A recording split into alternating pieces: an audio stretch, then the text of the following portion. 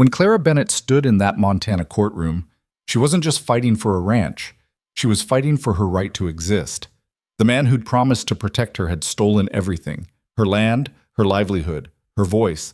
The stranger who'd come to expose him had lied about who he was from the very first word. And somewhere between the gunfire, the betrayal, and the ashes of everything she'd tried to build, she'd have to decide which truth mattered more: the one written on paper, or the one carved into her heart by blood and dust. If you're ready to see how far one woman will go to reclaim what's hers, stay with me until the end. And drop a comment with your city so I can see how far this story travels. The Wyoming wind had teeth. Clara Bennett felt them bite through her worn traveling coat as the stagecoach lurched to a stop outside Ashford's single mercantile. 6 days of bone-rattling road from St. Louis, and this was what awaited her. A town that looked like it had been hammered together from leftover lumber and stubborn hope, squatting in the shadow of mountains that didn't care whether it lived or died. She stepped down carefully, her boots, city boots she'd realize later, all wrong for this place, sinking into mud that the afternoon sun hadn't quite dried. Her trunk followed with a thud that made the driver wince. "Sorry, ma'am. Heavy load." "It's everything I own," Clara said quietly. The driver touched his hat and didn't meet her eyes. She was starting to recognize that look, the one men gave widows who showed up alone in towns where women were scarce and wolves were plentiful. Pity mixed with something else. Calculation, maybe. Or warning. She'd answered an advertisement 3 months after Thomas died, 3 months of watching his debts swallow their St. Louis boarding house room by room. She'd found it in the back pages of the Missouri Republican. Widow seeks partnership. Establish cattle operation, Wyoming territory. Room, board, honest wage. Respectability guaranteed. The letter she'd received in response had been brief, businesslike, signed by a man named Grant Holloway. He'd asked only 3 questions. Could she keep house? Could she keep books? Could she keep quiet about matters that weren't her concern? She'd answered yes to all 3, because the alternative was answering to landlords she could no longer pay. Now, standing in the mud of Ashford, watching the stagecoach pull away in a cloud of dust and finality, Clara wondered which of those questions had been the trap. "Mrs. Bennett?" She turned. The man approaching wasn't tall, but he carried himself like he was, shoulders back, chin up, the kind of posture that said he'd learned authority somewhere and never forgotten it. 40, maybe 45. Clean-shaven, dark hair going silver at the temples, expensive boots that had never seen real work. "Mr. Holloway?" "Grant Holloway, at your service." His smile was practiced, pleasant. His handshake was firm enough to remind her he was stronger. "Welcome to Ashford. I trust your journey wasn't too arduous?" "I've survived worse." Something flickered in his eyes, approval, or maybe just reassessment. "I'm sure you have. Widowhood isn't for the faint of heart." He gestured to a wagon hitched nearby, painted dark green with gold lettering, Holloway Cattle Company. "Shall we? The ranch is about 8 miles out. We'll make it before dark if we leave now." He loaded her trunk himself, which surprised her. Then he helped her onto the bench seat with a hand that lingered just a fraction too long on her elbow. The warning bells she'd been ignoring since St. Louis started ringing louder. They rode in silence for the first mile. The town fell away quickly, replaced by rolling grassland that stretched toward mountains still capped with snow, despite the June heat. Hawks circled overhead. Somewhere in the distance, cattle lowed. "You'll find the ranch well established," Holloway said eventually. 200 head, good grazing, access to creek water year-round. The house is modest but sufficient. Your late husband left you with debts, I understand. Clara's jaw tightened. "I don't recall mentioning that in my letter." "You didn't have to. Widows don't leave civilization for the territories unless they're running from something: debt, scandal, or violence. Sometimes all 3. He glanced at her. "I'm not judging, Mrs. Bennett, just establishing facts. Honesty is important in a partnership." "Is it?" "Essential." He smiled again, and this time it didn't reach his eyes. "You'll keep my books, manage the household, maintain respectability. In exchange, you'll have room, board, and a percentage of the annual profits. Assuming there are profits, of course. Cattle are an uncertain business." The advertisement mentioned a wage. "Percentage is better, aligns our interests. You'll want the ranch to prosper as much as I do." Clara said nothing. She was learning that silence sometimes revealed more than questions. They crested a hill, and the ranch spread out below them. A main house, 2 barns, a bunkhouse, corrals, and beyond them, cattle dotting the grassland like scattered stones. It looked prosperous, established, exactly as advertised. So why did her stomach clench with dread? "It's beautiful," she said, because it was. "It will be yours too," Holloway said, "in time, provided you fulfill your obligations." There it was again. That phrase that sounded like promise but felt like threat. The house was indeed modest.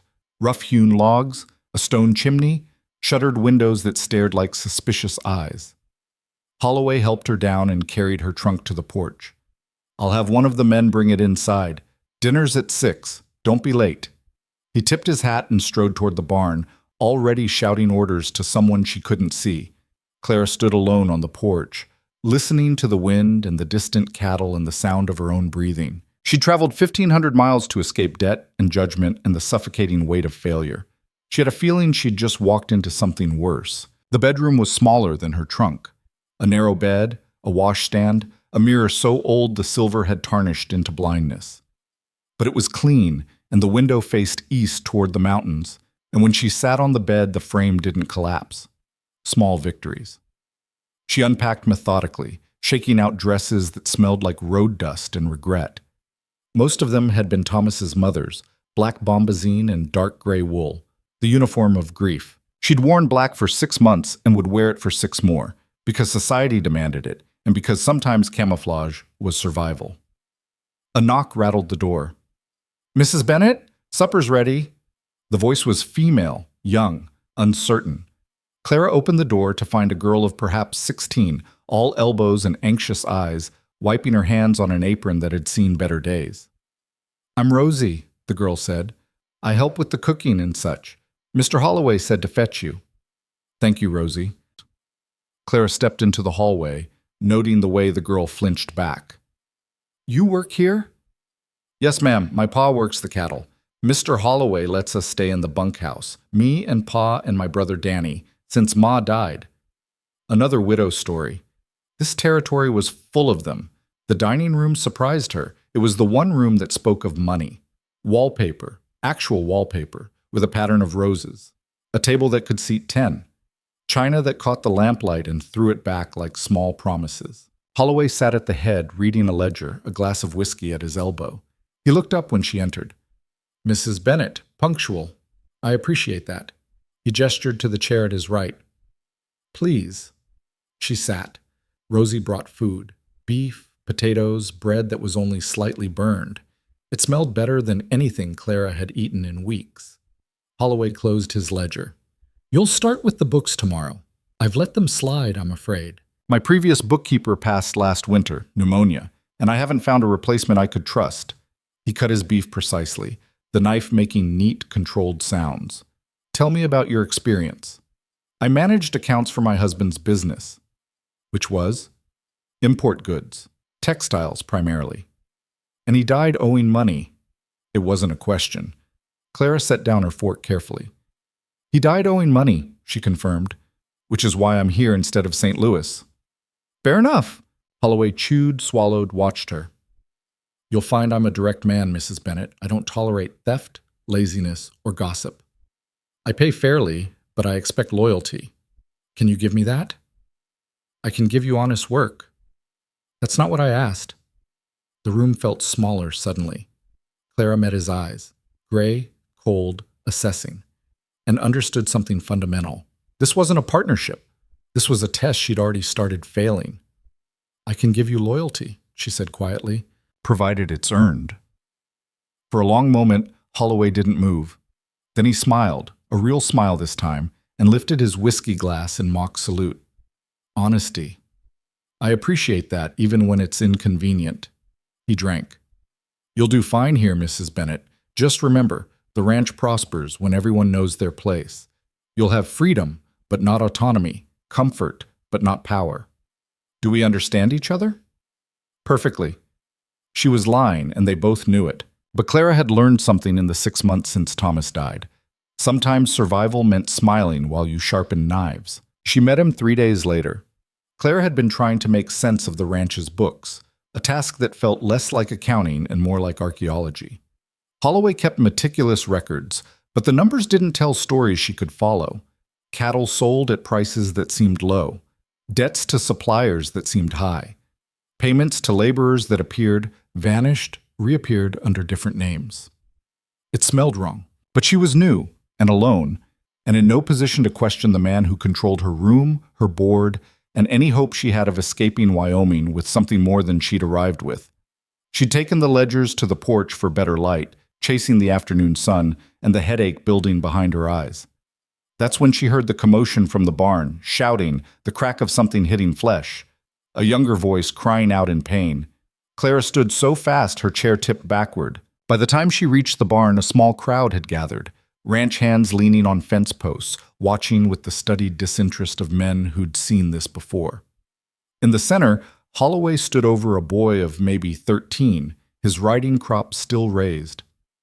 "When I tell you to move cattle," Holloway said, his voice conversational, pleasant even, "I expect it done immediately. Not after you finish your coffee, not after you chat with the other hands.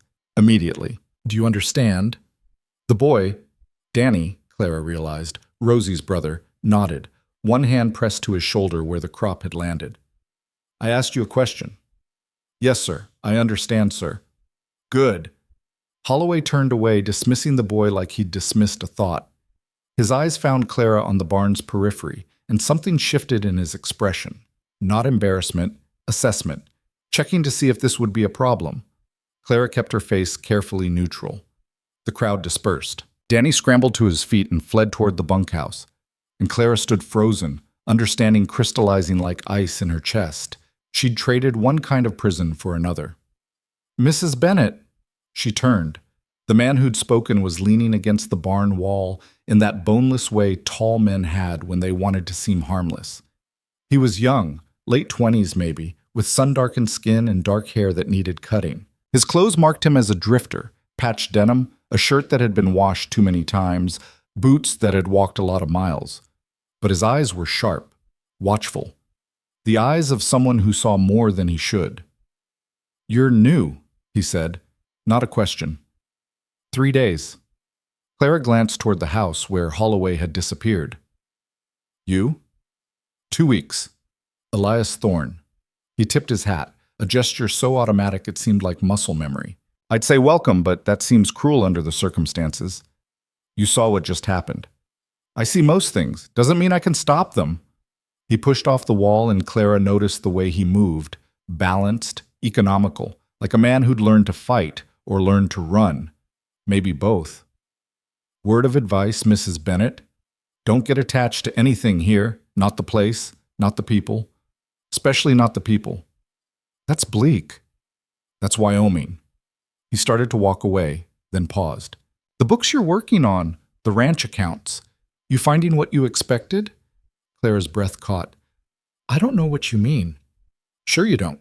Elias smiled, but it was a sad smile, the kind that said he'd already written the ending to this story. "Just be careful, Mrs. Bennett. Men like Holloway don't hire bookkeepers. They hire witnesses, and witnesses have a habit of disappearing when they see too much." He walked away before she could respond, leaving her standing in the barn's shadow with a warning that felt like prophecy. That night, Clara dreamed of numbers that bled off ledger pages and a house that grew smaller with every breath. She woke before dawn, throat dry, heart hammering, and lay in the darkness trying to remember why she'd thought Wyoming was escape instead of exile. By the time the sun rose, she'd made a decision. She would finish what she'd started. Not for Holloway. Not even for herself. But because somewhere in those ledgers was a truth that needed daylight, and she'd spent too long living in other people's shadows. She dressed carefully, the plainest dress, her hair pinned severely, and carried the ledgers to Holloway's office. He wasn't there yet, which gave her time to study the room. The gun cabinet, locked. The safe, visible behind a painting of a horse. The desk drawers. She tried them, locked too. Everything locked, everything hidden. She was leafing through the most recent month's accounts when Holloway arrived, carrying coffee and the morning's mail. "Early riser," he observed. "I like that." "I had questions about the cattle sales from March." Holloway set down his coffee with deliberate care. Questions. The numbers don't match. You recorded selling 40 head to a buyer in Cheyenne, but the payment logged is for 30 head at below market price. And there's a transfer here. She pointed to a line halfway down the page. To something called Territory Commission that I can't find explained anywhere. Silence. Long enough that Clara's pulse started racing. Long enough that she wondered if she'd just made a fatal mistake. Then Holloway smiled. You're thorough. That's good. He pulled the ledger toward him, flipped back 3 pages, tapped a number. The missing 10 head were payment to a livestock agent, off the books, for tax purposes. The commission is standard, territorial fees for grazing rights on public land. I should have noted it more clearly. The explanation was smooth, practiced, almost believable. Almost. I'll make the corrections, Clara said carefully. No need. I'll handle it. Holloway closed the ledger. Mrs. Bennett, I appreciate your diligence, but some aspects of ranching involve flexibility. The territorial government is corrupt, the cattle markets are volatile, and survival requires creative accounting. You're here to maintain records, not to audit my business practices. Do we understand each other? It was the same phrase he'd used at dinner 3 nights ago. Do we understand each other? Translation. Know your place. Of course, Clara said. She was getting better at lying. The pattern established itself over the following days. Clara worked the books, Holloway worked the ranch, and between them spread a silence full of things neither would name. She documented sales that didn't quite add up, payments to suppliers who might not exist, wages that disappeared into categories labeled miscellaneous and operational expenses. And slowly, carefully, she started keeping her own ledger, a small notebook hidden in her trunk, where she recorded the discrepancies, the questions, the numbers that smelled like theft. She didn't know what she'd do with it, but her mother had taught her something before she died. Knowledge was currency, and women needed every coin they could hide. Elias, she noticed, was everywhere and nowhere. He worked harder than any hand on the ranch, mending fences, moving cattle, mucking stalls, but he never quite seemed to belong. The other men didn't include him in their evening card games. Holloway didn't trust him with responsibilities beyond manual labor, and sometimes Clara would catch him watching the house with an expression she couldn't read. They spoke in passing, brief exchanges about weather, work, nothing consequential, but she felt his attention like a weight and wondered what he was looking for. She got her answer on a Saturday, 2 weeks after her arrival. Clara had gone to the creek to wash clothes, a task Rosie usually handled, but the girl had been crying all morning over something she wouldn't name, and Clara had offered to take over. The work was meditative, mindless, and gave her time to think without Holloway's eyes tracking her movements. She was wringing out a petticoat when she heard footsteps. Elias emerged from the cottonwoods, leading his horse to water. He saw her and froze, like he'd been caught somewhere he shouldn't be. Mrs. Bennett. Mr. Thorne. She kept working, kept her eyes on the fabric in her hands. You're a long way from the ranch. Needed solitude. He let the horse drink, then turned to face her fully. Can I ask you something? You can ask. Why are you really here? Clara looked up. I answered an advertisement. That's not what I asked. The sun was behind him, turning his face into shadow and edges. Clara stood slowly, water dripping from her hands. Why do you care? Because I think you're smart enough to know something's wrong, and I think you're desperate enough to ignore it. He took a step closer. But desperation gets women killed out here, Mrs. Bennett, especially women who see too much. Are you threatening me? I'm warning you. His voice dropped. Grant Holloway is not what he seems. This ranch, the business, it's built on lies and theft. And if you dig into those books too deep, you'll find something he can't let you walk away from. Clara's heart was hammering now, but she kept her voice level. If you know he's a thief, why are you working for him? Because I'm not working for him. Elias met her eyes, and in them Clara saw something unexpected. Determination. Purpose. I'm working against him. Have been for months. And you stumbling into the middle of my investigation is the best and worst thing that could have happened. The world seemed to tilt. Investigation. I'm not a ranch hand, Mrs. Bennett. I'm a territorial inspector, and I've been gathering evidence that Grant Holloway has been stealing from this ranch, and the people who work it, for the better part of 3 years. Clara stared at him. At the worn clothes and the calloused hands and the face that looked nothing like law, nothing like justice, nothing like truth. "Prove it," she whispered. Elias reached into his vest and pulled out a folded paper, official seal visible even before he opened it. A commission, dated 4 months prior, bearing the signature of the territorial governor. Elias Thorne, Special Inspector. Authority to investigate land fraud and theft in Ashford County. Clara read it twice. Her hands were shaking. "Why are you telling me this?" "Because you're keeping your own records." It wasn't a question. "I've seen you watching, documenting. You're building a case without knowing it, and when Holloway realizes what you're doing, he'll kill you, or worse." "Worse?" Elias's face went hard. The last person who threatened to expose him was found in the creek 3 miles downstream. The territorial marshal ruled it an accident. The world was spinning now, facts and fear colliding. Clara sat down hard on a flat rock, ledger water soaking into her skirt unnoticed. "What do you want from me?" "Help. Access to the books, the real books. Anything you can copy or memorize. In exchange, I'll protect you, as much as I can, and when this is over, I'll make sure you're compensated for what you've lost." "I haven't lost anything yet." "Yes, you have." Elias crouched beside her, his voice gentler now. "You lost it the moment you answered that advertisement. Holloway doesn't need a bookkeeper, Mrs. Bennett. He needs someone to blame when this all comes crashing down. Someone to take the fall for his crimes.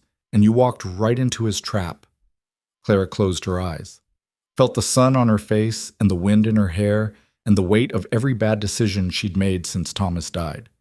When she opened them, Elias was still watching her, waiting. "If I help you," she said slowly, "what happens to me when it's over?" "You'll be free, truly free, not just free of Holloway, but free of the debt that brought you here. I'll make sure of it." "How?" "Because the ranch isn't his." Elias stood, and suddenly he looked different, taller, harder, more dangerous. "It belongs to a trust established by the original owner, a man named Samuel Garrett. Garrett died 5 years ago. His will left the land to his workers, a collective ownership, revolutionary for its time. Holloway was hired to manage it until the trust could be properly established. And instead he stole it. He's been stealing from it, from them, inflating debts, pocketing profits, driving the trust toward bankruptcy so he can claim it as compensation for unpaid wages. In 6 months, maybe less, he'll own everything. And the people who were supposed to inherit it, the men and women who built this place with their blood, will have nothing." Clara thought of Danny, bent under a riding crop, of Rosie flinching at shadows, of all the small cruelties she'd witnessed and filed away as the cost of survival. "If I do this," she said, "if I help you, Holloway can't know. No one can know. I need to stay useful to him until you have what you need." "Agreed. And when this is over, when he's exposed, I want my share. Not compensation. Ownership. A piece of this ranch that can't be taken away." Elias smiled, and for the first time it reached his eyes. "You're tougher than you look, Mrs. Bennett." "I've had to be." She stood, brushed the water from her skirt, picked up the basket of washing. "How do we start?" "Carefully." He glanced toward the ranch, where smoke rose from the cookhouse. "Meet me tonight, after midnight. There's an old line shack 1/2 mile north of the creek. I'll show you what I've found, and you can show me what you've documented. And if someone sees us, then we're both dead." He said it simply, without drama. A fact, like weather. But if we don't try, everyone here stays trapped, including you. Clara nodded once, sharp and decisive. Then she walked back toward the ranch, carrying wet laundry and secrets that felt heavier than either. Behind her, Elias watched until she disappeared into the house. He'd gambled on her desperation, her intelligence, her anger at being used. Now he'd find out if the gamble paid off, or if he'd just signed both their death warrants. Midnight came slowly. Clara waited in her room, dressed in dark clothes, listening to the house settle around her. Holloway retired at 10, his footsteps heavy on the floorboards overhead. The hands finished their card game around 11. By 11:30, silence had claimed the ranch like a held breath. She slipped out through the kitchen door, moving by moonlight and memory. The line shack was exactly where Elias had said, a sagging structure half reclaimed by cottonwoods, invisible unless you knew to look for it. He was already there, a lamp burning low on the makeshift table. In its light, she saw what he'd been building: maps, documents, ledgers that looked older than the ones she'd been working from, and photographs, photographs, of men she recognized from the ranch, standing beside cattle that had supposedly been sold months ago. "This is what I have," Elias said without preamble. "Proof that Holloway has been underreporting herd numbers, skimming profits, and creating false debts to drive the trust toward insolvency. But it's not enough. I need the current books, the ones you've been working on, to prove the pattern is ongoing." Clara set down the notebook she'd brought, her secret ledger, with every discrepancy she'd found. "Then let's get started." They worked until 3 a.m, cross-referencing numbers, building a timeline of theft that stretched back years. Elias explained the structure of the trust, the legal framework that should have protected it, the ways Holloway had twisted every safeguard into a weapon. And Clara watched him, really watched him, and saw the exhaustion in the set of his shoulders, the determination in the way he documented every detail. This wasn't just a job for him. It was personal. "Why?" she asked finally. "Why risk your life for a ranch that isn't yours?" Elias looked up from the ledger. For a long moment he didn't answer, then, "Because my father worked for Samuel Garrett. He was one of the men named in the trust, one of the people who was supposed to inherit. He died last year, still believing the ranch would take care of his family. Still believing Garrett's promise meant something. And Holloway? Holloway fired my mother a month after my father died. Told her she had no claim, no rights, no future here. She's living in Denver now, taking in laundry to survive." His voice was quiet, controlled, but Clara heard the rage underneath. "So yes, it's personal, but it's also justice. And out here, justice is the only thing separating us from animals." Clara thought about that, about justice and survival, and the difference between them, and understood something fundamental. Elias Thorne was dangerous, not because he was cruel, but because he believed. And belief, in a place built on lies, was the most dangerous thing of all.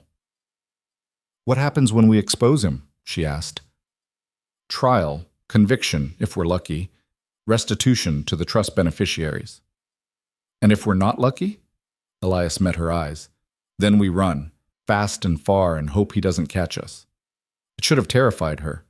Instead, Clara felt something she hadn't felt in months: purpose.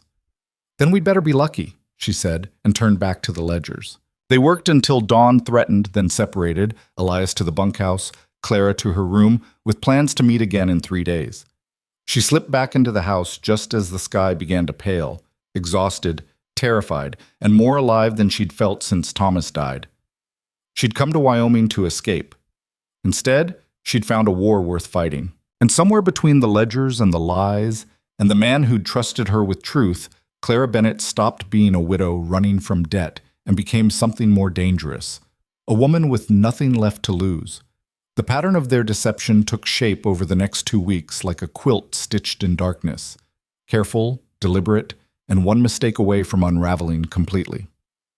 Clara learned to move through the ranch house like smoke. She memorized which floorboards creaked, which doors stuck, which hours Holloway kept to his office, and which he spent riding the property with his foreman, a thick-necked man named Briggs, who watched her the way foxes watched henhouses. She documented everything: invoices that listed cattle never delivered, payments to suppliers whose addresses didn't exist, wages recorded for workers she'd never seen. Her hidden ledger grew fat with evidence, while the official book she maintained for Holloway remained pristine, unquestioning, complicit. Elias worked the opposite shift, dawn to dusk labor that kept him visible, unremarkable, just another drifter grateful for wages, and too tired to cause trouble. But Clara saw the way his eyes tracked Holloway's movements, how he positioned himself to overhear conversations, how he befriended the older ranch hands with whiskey and patience until they started talking about the old days when Samuel Garrett ran the place and promised them futures their children could inherit. They met 4 more times at the line shack, always after midnight, always brief. Each meeting added another layer to the case they were building. Proof of systematic theft, documentation of false debts used to trap workers in servitude, evidence that Holloway had been forging Garrett's signature on legal documents for years. The trust wasn't dying naturally. It was being murdered, slowly and methodically, by a man who'd turned generosity into a weapon. But evidence required precision, and precision required time. And time was something Clara realized they didn't have on a Thursday morning in early July when Holloway summoned her to his office. He was standing by the window when she entered, hands clasped behind his back, watching something in the distance. The posture of a man who owned the view. "Mrs. Bennet, close the door, please." She did, feeling her pulse kick into a faster rhythm. The room smelled like leather and tobacco and something else, something predatory that made her skin crawl. "I've been reviewing your work," Holloway said, still not looking at her. "You're meticulous, thorough, exactly what I needed." "Thank you." "Don't thank me yet." He turned and his face was pleasant, smiling, terrifying in its calmness. "I need you to do something that may trouble your conscience, but I assure you it's necessary for the ranch's survival." Clara's throat went dry. "What is it?" Holloway crossed to his desk and pulled out a ledger she'd never seen before. Older, leather-bound, the pages yellowed with age. "These are the original trust documents. Samuel Garrett's records from when he established the collective ownership. I need you to make adjustments." Adjustments? The trust was established based on certain promises Garrett made to his workers. Promises he had no legal authority to make. He wasn't a lawyer. He didn't understand property law. What he created was a mess of good intentions and legal impossibility. Holloway's voice was reasonable, almost kind. "I've been protecting these people from the consequences of his naivety, but it's cost me considerably. I need documentation showing that the workers were actually advanced wages against future profits, loans, essentially, rather than guaranteed ownership shares." Clara stared at the ledger, at the careful handwriting that spelled out a dead man's dream. "You want me to forge documents?" "I want you to correct a historical error. These people owe this ranch money, Mrs. Bennet. Years of wages, room, board, all provided on credit that was never properly documented. If the territorial auditors see the books as they are now, they'll shut us down for mismanagement. Everyone loses. But if the records show legitimate debt, we can restructure, survive, and eventually provide for these families properly." It was smooth, practiced, almost believable. And if Clara hadn't spent 2 weeks building a case against him, hadn't seen the photographs of cattle that were supposedly sold, hadn't traced the money disappearing into Holloway's private accounts, she might have believed it. "I'm not a lawyer either," she said carefully. "I don't know if I'm qualified to make those kinds of changes." "You're qualified to do what I tell you." The pleasantness evaporated like morning dew. "I'm offering you a choice, Mrs. Bennet. You can help me save this ranch and secure your position here, or you can maintain your moral purity and find yourself on the next stage back to St. Louis. With nothing, no wages, no reference, nothing but the debts you arrived with and a reputation for insubordination that will follow you everywhere." The threat hung between them like smoke from a gun. Clara met his eyes and saw the truth she'd been avoiding. Elias was right. She'd never been hired as a bookkeeper. She was being positioned as an accomplice, someone who could be blamed when the theft finally came to light. A widow with debts and no witnesses and ink on her hands proving complicity. "How long do I have to think about it?" she asked quietly. "You don't. I need this done by Monday. The territorial auditor arrives Tuesday. 4 days, 72 hours to decide between survival and surrender, between complicity and catastrophe." Clara took the ledger with hands that didn't shake, even though everything inside her was trembling. "I'll have it ready." Holloway smiled. "I knew I could count on you, Mrs. Bennet. You're a survivor. I recognized it the moment you stepped off that stage." She walked back to her room, moving on instinct alone, her mind already racing ahead to the line shack and Elias and the terrible arithmetic of what this meant. Holloway wasn't just stealing anymore. He was closing the trap. And come Tuesday, when that auditor arrived, Clara would either be his partner in crime or his scapegoat, unless they moved first. She hid the ledger under her mattress and waited for midnight the way prisoners wait for dawn, with hope and dread in equal measure. When she finally slipped out to the line shack, Elias took one look at her face and knew. What happened? She told him everything. Watched his expression shift from concern to fury to something colder and more dangerous. Calculation. "He's accelerating," Elias said when she finished, "which means he knows something. Maybe not about us specifically, But he senses exposure coming. Men like Holloway, they can smell investigation the way wolves smell blood. What do we do? Elias paced the small space, mind clearly working through options and discarding them. The auditor arriving Tuesday, that's actually leverage. If Holloway's scrambling to cover his tracks before an official inspection, it means the territorial government is already suspicious. We might not need as much evidence as I thought. We just need enough to give the auditor cause to dig deeper. How much is enough? The original trust documents, unaltered, your comparative ledger showing the discrepancies, and testimony from at least one worker willing to go on record about what Holloway's done. Clara thought about Danny and his sister, about the older hands who remembered Garrett's promises, about the way fear had settled over this place like frost. Who would testify? Everyone here depends on Holloway for survival. Speaking against him is suicide. Not if he's already exposed. Elias stopped pacing, turned to face her fully. Clara, I need to tell you something. About this ranch. About who actually owns it now. The use of her first name stopped her breath. He'd never used it before. Always Mrs. Bennett, always proper, always maintaining the distance required by their respective deceptions. The trust didn't just name workers as beneficiaries, he continued. It named their descendants. My father was one of the original 15 men listed. When he died, his share transferred to his children, to me. He paused. I own 1/15 of this ranch, Clara. I always have. Holloway's been stealing from me for 3 years, and I didn't even know until my mother showed me the papers 6 months ago. The world tilted again, facts rearranging into new patterns. You're not just an inspector. I'm both. The territorial governor gave me the commission because I had standing to file a formal complaint. I'm investigating my own theft. He laughed, but there was no humor in it.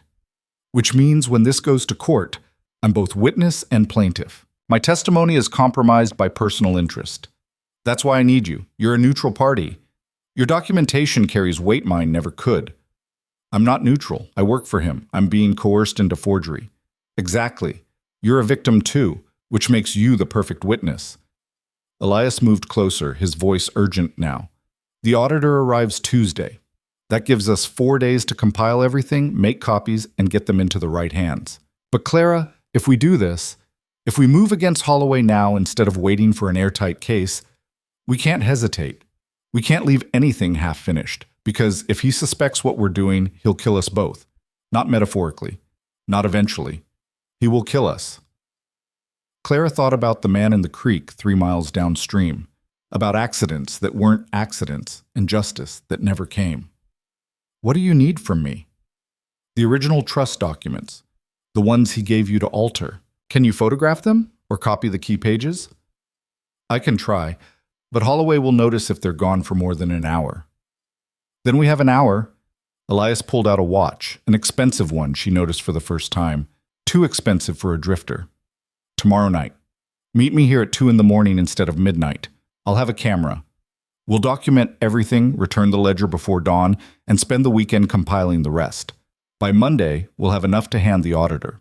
Tuesday, when he arrives, we make sure he sees what Holloway doesn't want him to see. And then? Then we survive whatever comes next. It wasn't much of a plan. It was barely a plan at all. Too many variables, too many ways to fail, too dependent on luck and timing, and the hope that justice still meant something in a territory built on violence and theft. But it was all they had. Clara nodded once, sharp and final. Then she did something that surprised them both.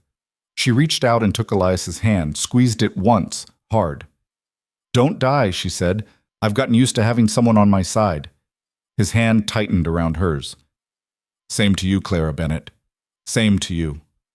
She slipped back through the darkness alone, carrying secrets that felt heavier than flesh, and tried not to think about how many ways this could end in blood.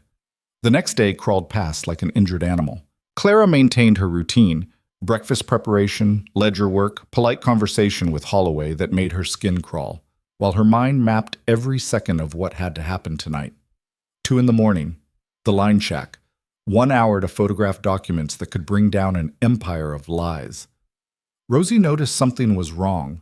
The girl had developed an instinct for danger, living so close to it for so long. You sick, missus. Bennett? She asked, watching Clara push food around her plate at lunch. Headache. The heat. You want me to bring you willow bark tea? No, thank you. I'll rest this afternoon. But rest was impossible.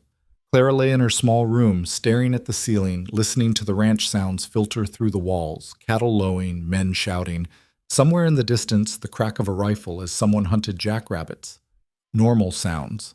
The soundtrack of survival in a place that killed quietly. She must have slept, because the next thing she knew, it was dark, and the house was silent, and her watch showed 1:45. 15 minutes. Clara, dressed in the dark, pulled the ledger from under her mattress and crept toward the kitchen door with a thief's care. The moon was nearly full tonight.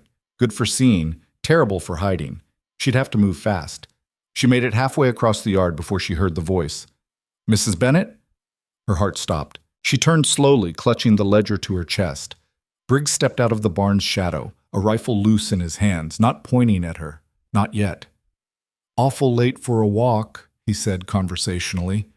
Clara's mind raced through excuses, discarding each as fast as they formed.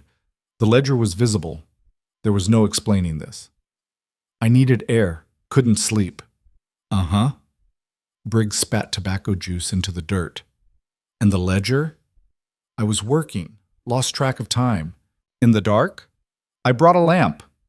Don't see a lamp, Mrs. Bennett. They stared at each other across 10 feet of moonlit yard. Clara measured the distance to the line shack, half a mile through darkness, weighted down by evidence, chased by a man with a rifle. She'd never make it. Mr. Holloway know you're wandering around at 2 a.m? Briggs asked. Mr. Holloway doesn't dictate when I sleep. No, but he might want to know about his property leaving the house. That there's ranch records, Mrs. Bennett. Valuable. Private. Not the kind of thing you take for midnight strolls. Clara's chest tightened. This was it. The moment where everything unraveled or held together through will alone. You're right, she said quietly. I shouldn't have them out here. I'll take them back inside. Think I'll escort you. Make sure they get where they belong. He moved forward. Clara took a step back and her heel caught on a wagon rut. She stumbled. The ledger fell open, pages spilling moonlight and secrets across the dirt. Briggs bent to pick it up, and Clara saw her chance. She kicked, not gracefully, not skillfully, but hard and desperate, catching him in the knee. He went down with a curse. The rifle clattered away. She ran. Not back to the house. Not to the line shack. Just ran, blind and terrified, the way rabbits ran from wolves, knowing only that stillness meant death. Behind her, Briggs shouted. The rifle fired, the sound enormous in the night silence. Something buzzed past her ear like an angry hornet. She made it to the cottonwoods along the creek before hands caught her from behind. Different hands, harder, slamming her against a tree trunk hard enough to knock the breath from her lungs. Got you, you thieving bitch! Not Briggs. Another voice. Another man from the bunkhouse, drawn by the gunfire. He twisted her arm behind her back, professional and brutal, and started dragging her toward the house. Clara fought, kicked, clawed, tried to scream, but his hand clamped over her mouth and his weight was too much, and she was drowning in terror and fury and the knowledge that she'd failed, they'd both failed, and Holloway would make them disappear the same way he'd disappeared everyone else who'd threatened his empire. Then the man holding her made a small surprise sound and collapsed. Clara fell with him, scrambling away in time to see Elias standing over the unconscious man with a length of firewood in his hands. You hurt? His voice was tight, controlled. No, the ledger. Briggs has it. I'll get it. Can you run? Yes. Then run. North, toward the mountain pass. There's a trading post about 6 miles out. Tell them Elias Thorne sent you. Tell them to ride for the territorial marshal. Don't come back here, Clara. No matter what you hear, don't come back. What are you going to do? His face was hard as mountain stone. What I should have done weeks ago. I'm ending this. Tonight. More shouts from the ranch, lights flaring in windows, the sound of men being roused, armed, organized. Go, Elias said. Now. Clara went. She ran through the darkness with tears streaming down her face and terror clawing at her throat, ran until her lungs burned and her legs shook, and the ranch lights were just distant stars behind her. Somewhere back there, Elias was fighting her battle. Somewhere back there, everything they'd built was either holding together or shattering beyond repair. But she ran, because he'd asked her to, because survival sometimes looked like cowardice, because dying wouldn't save anyone. The trading post appeared as the sky began to pale, a squat building with a corral and a sign that read Mercer's Goods. Clara pounded on the door until a man answered, gray-bearded and suspicious, shotgun in hand. "Please," she gasped. "Elias Thorne sent me. He said to ride for the marshal. There's at the Holloway Ranch. He's—" The man's eyes widened. "Elias? You're with Elias?" "Yes, please. He needs help. They all need help." The man was already moving, shouting for his son, hauling saddles from the barn. "How long ago you leave?" "Maybe an hour, maybe less." "We'll ride." "You stay here, miss. My wife will get you settled." But Clara shook her head. "I'm going back." "The hell you are. Elias said to keep you safe. And I'm telling you, I'm going back." She met his eyes, and whatever he saw there made him stop arguing. "Stubborn as he is," the man muttered. "Fine, but you ride behind me and you do exactly as I say. Deal?" "Deal." They rode hard as the sun crested the mountains, turning the grassland gold and the sky the color of promises. Clara clung to the man's back. Mercer, he'd said his name was, old friend of Samuel Garrett's, and prayed to anything listening that they wouldn't arrive to find corpses. The ranch appeared on the horizon as smoke. Not the cookhouse smoke of breakfast being made. Black smoke, thick and oily, rising from the main barn in a column that stained the morning sky. Mercer cursed and kicked his horse faster. They thundered into the yard to find chaos, ranch hands running with buckets, trying to save the structure already half consumed. Rosie and Danny huddled by the bunkhouse, the girl's face streaked with soot. And in the center of it all, Holloway stood with a pistol in his hand, shouting orders that no one was following anymore. Briggs lay on the ground nearby, blood seeping from a wound in his shoulder. But no Elias. Nowhere. Clara slid from the horse before it fully stopped, scanning the smoke and confusion for the one face she needed to see. "He's inside." She spun. Danny had appeared at her elbow, his young face grave. "What?" "The drifter, Mr. Thorne. He went into the barn after Mr. Holloway said it. Said there were horses trapped. Hasn't come out." The world narrowed to that single point, the burning barn, the man inside. Clara ran. Mercer shouted her name, but she was already moving, already pulling her shawl over her mouth and nose, already diving into smoke that seared her lungs and blinded her eyes. The heat was massive, alive, a beast trying to devour everything. She heard horses screaming, terrible sounds, nightmare sounds, and followed them deeper into the inferno. She found Elias in the last stall, struggling to calm a panicked mare while flames ate the walls around them. His face was black with soot, his shirt singed, and he was coughing so hard he could barely stand. "You damned fool!" Clara shouted over the roar of fire. "What are you doing?" "She's pregnant. Couldn't leave her." The mare reared, eyes rolling white. The stall door was jammed, warped by heat. Clara grabbed the sledgehammer hanging on the wall, used for driving fence posts, and swung it at the door hinges. Once, twice, 3 times, her shoulders screaming, until the metal gave way and the door collapsed outward. Elias led the mare out, Clara stumbling after them, and they burst from the barn into morning air that felt cold as creek water. Clara fell to her knees, coughing so hard she thought her lungs would tear. Elias collapsed beside her. The mare bolted toward the open grassland, running from fire and fear, heavy with the foal she'd carry to term somewhere safer. Hands lifted Clara, Mercer, pulling her farther from the barn. Someone threw a blanket over her shoulders. Someone else pressed water into her hands. And through the smoke haze and the exhaustion and the trembling aftermath of terror, Clara saw Holloway. He was still holding the pistol, but it hung loose now, forgotten. He was staring at the burning barn with an expression that might have been satisfaction or might have been madness. The fire reflected in his eyes like a promise being kept. Mercer saw him too. The old man moved faster than his age suggested, crossing the yard to plant himself directly in Holloway's path. "You did this," Mercer said. Flat statement, not accusation. Holloway smiled. "Barn was old, needed replacing anyway. You fired your own property, with your foreman shot and your bookkeeper running for help and evidence burning that you couldn't afford anyone to see." Mercer's voice carried across the yard, and the men with buckets stopped pretending to fight the fire. Everyone was listening now. Samuel Garrett would spit on your grave, Grant Holloway, if you get one. Garrett was a fool and a coward who couldn't make the hard choices. Holloway's voice rose. I saved this ranch. I kept it profitable when his insane collective ownership scheme would have bankrupted it in a year. I gave these people jobs, wages, futures.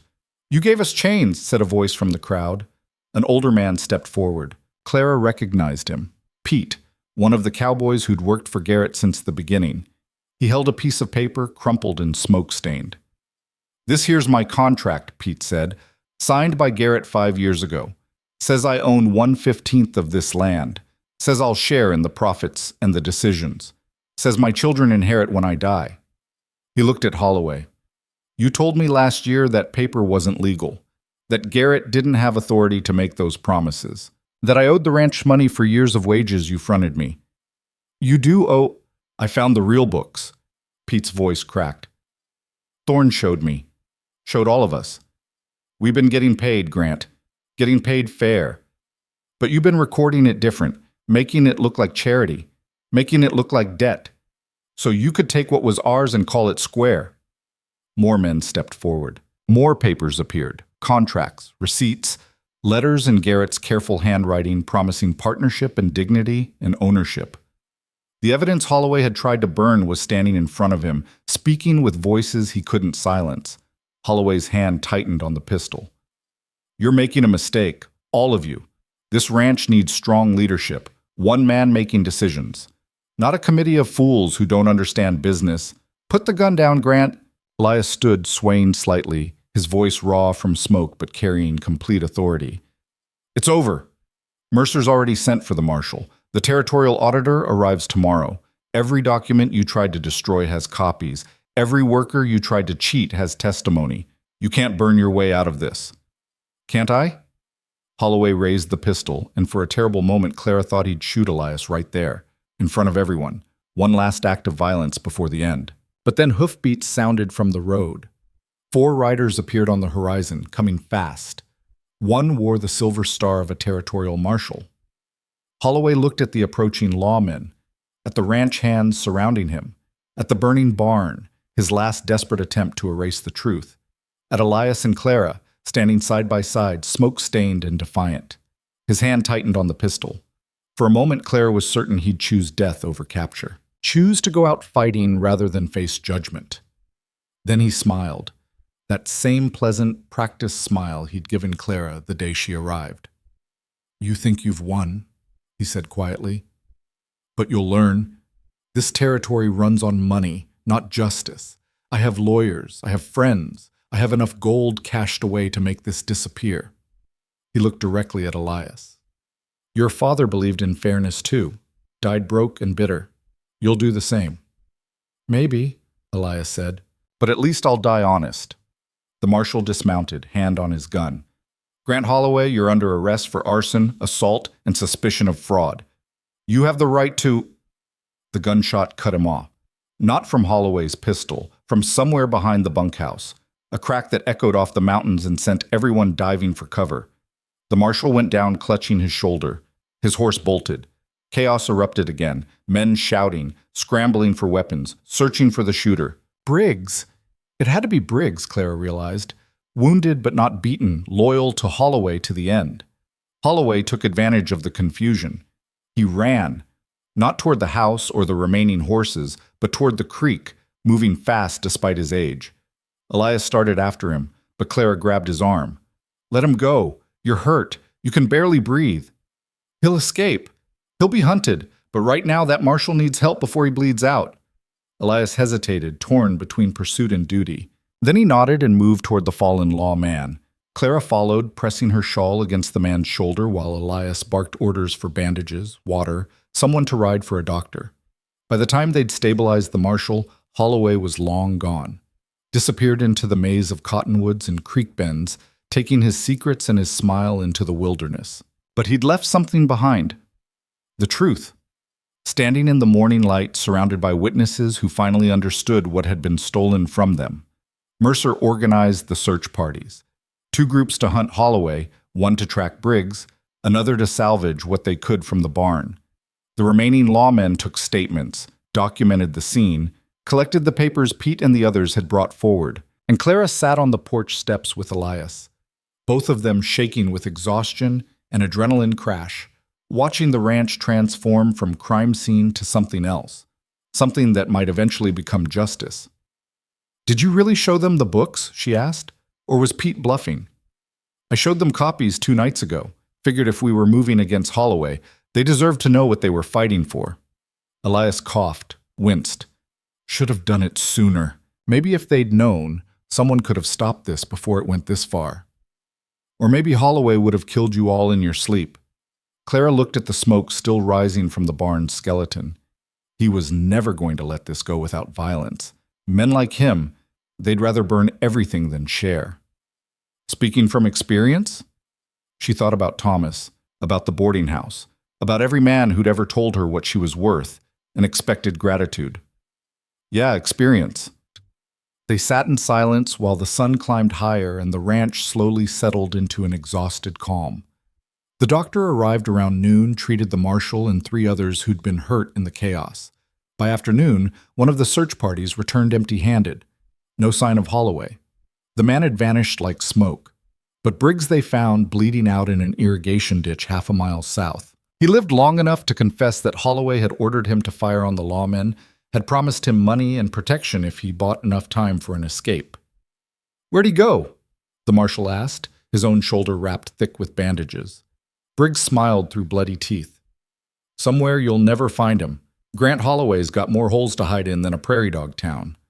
Then he died, and the secret died with him. As the sun set on the longest day of Clara's life, she stood in what remained of the barn and looked at the charred beams and ash-covered ground. Somewhere in this destruction were the original ledgers, the doctored books, the evidence Holloway had tried to erase. But the truth didn't live in pages anymore. It lived in the men and women who'd finally found their voices, who'd stood in front of lawmen and told their stories without flinching. "Clara."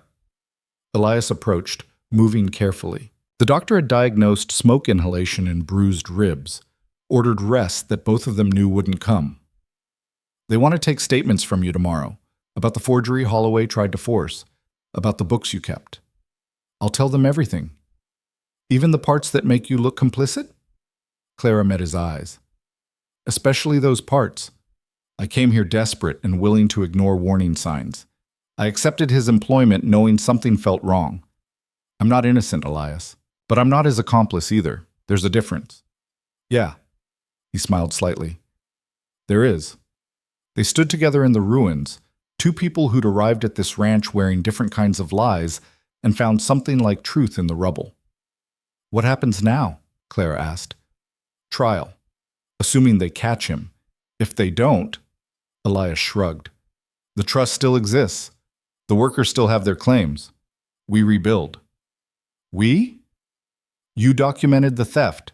That makes you a creditor too. You're owed wages Holloway never paid. The court will have to compensate you from the estate." Clara laughed, sharp and bitter. "I don't want his money. I want—" She stopped, unsure how to finish. "What?" Elias asked gently. "I want to stop running. I want to build something that can't be stolen. I want to matter." Her voice broke. "Is that allowed? For someone like me?" "Someone like you is exactly who Samuel Garrett envisioned when he created this trust. Someone willing to work, willing to fight, willing to stay when staying is hardest." Elias touched her hand, brief and careful. "You belong here, Clara. If you want to." Before she could answer, shouts erupted from the road, riders approaching fast, not lawmen this time. The territorial auditor had arrived a day early, and everything they'd survived was about to become official. The auditor's name was Preston Carmichael, and he looked like a man who'd been born suspicious.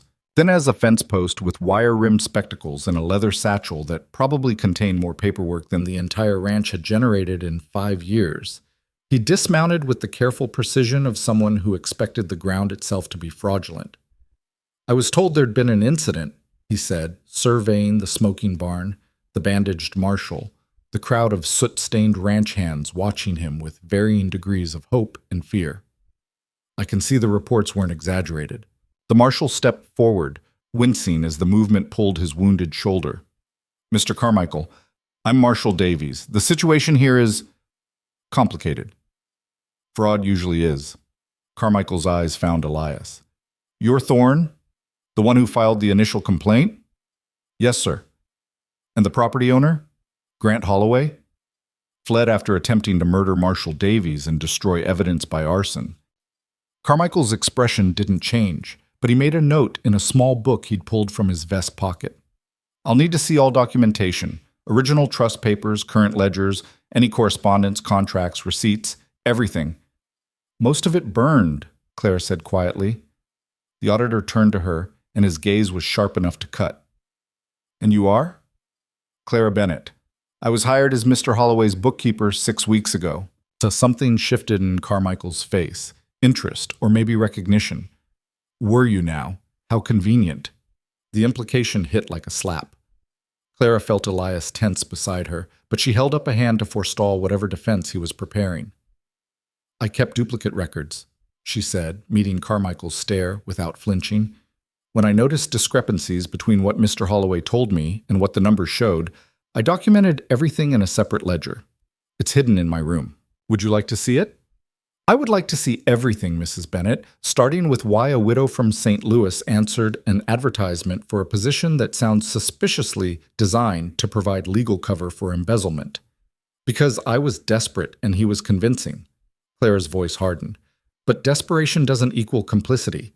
I figured out what he was doing, and I helped gather the evidence you'll need to prove it. If that makes me convenient, so be it. But don't confuse me with him. For a long moment, Carmichael studied her.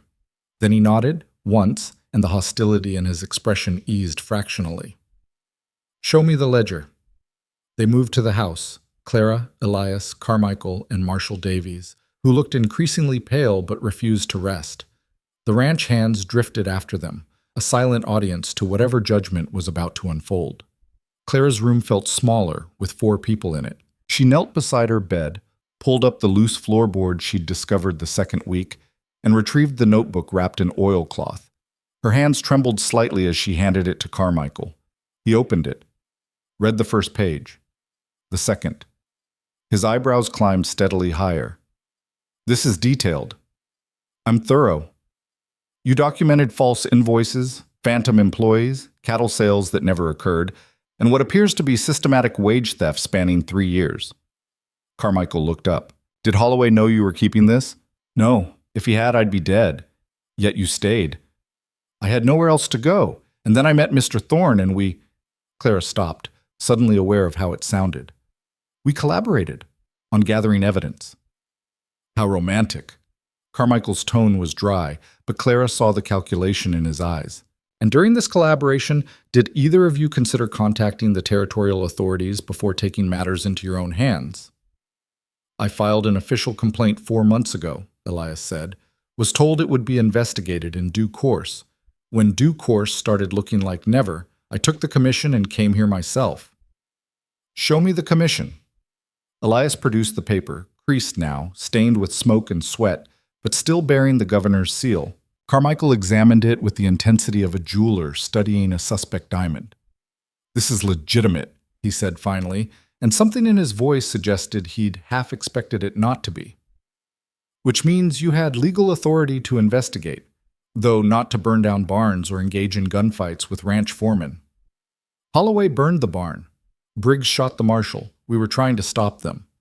By nearly dying in a fire to save a pregnant horse? The horse didn't commit fraud. Seemed unfair to let her burn.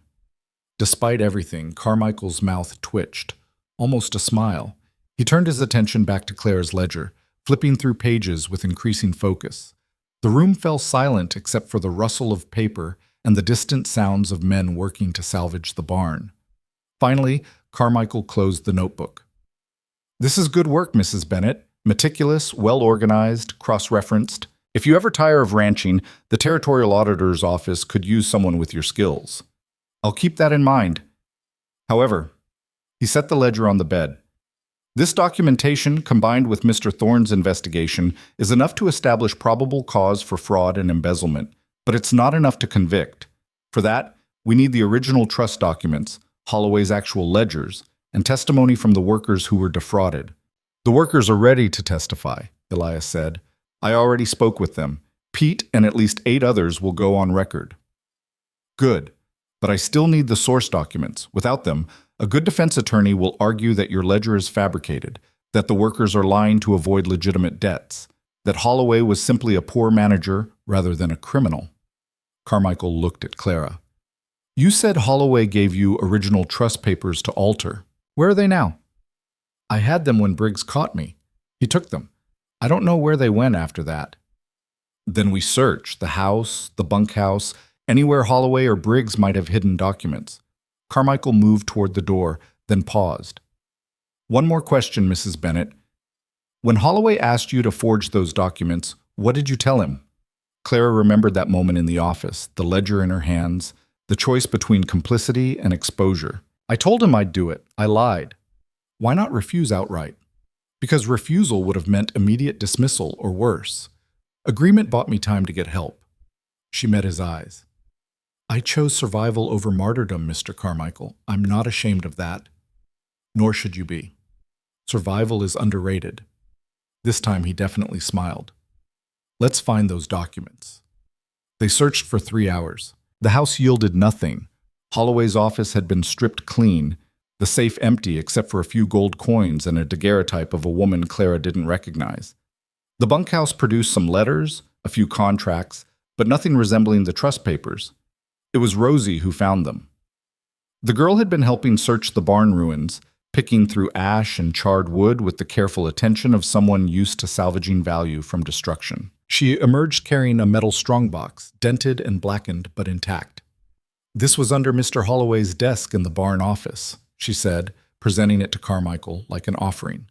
It was locked inside a bigger box that burned away, but this one's still sealed. Carmichael took it reverently. The lock was rusted shut from the heat. He looked at Elias. Do you have an axe? Better. Elias borrowed a sledgehammer from Pete and brought it down on the lock with precise force. Once, twice. The third strike sheared the metal clean through. Inside, wrapped in oilcloth and miraculously intact, were the papers that would change everything. Samuel Garrett's original trust documents, his handwritten will, letters to each of the 15 men named as beneficiaries, explaining his vision of collective ownership. And beneath them, Holloway's ledgers, the real ones, showing actual profits, legitimate sales, proof that the ranch had been prospering all along while he claimed poverty. Carmichael spread them across the porch like treasure. His hands were shaking slightly. This is it, he said quietly. This is everything we need. Garrett's papers prove the trust exists and who it belongs to. Holloway's books prove he knew exactly what he was stealing and from whom. He looked at the assembled crowd, ranch hands, lawmen, Clara and Elias standing close enough to touch. With this and witness testimony, we can bring charges that will stand up in any territorial court. If you can find him, Marshal Davies said. He was sitting now, face gray with pain and blood loss. Holloway's got money hidden. He's got contacts. Man like that can disappear for years if he wants. Then we make sure he doesn't want to.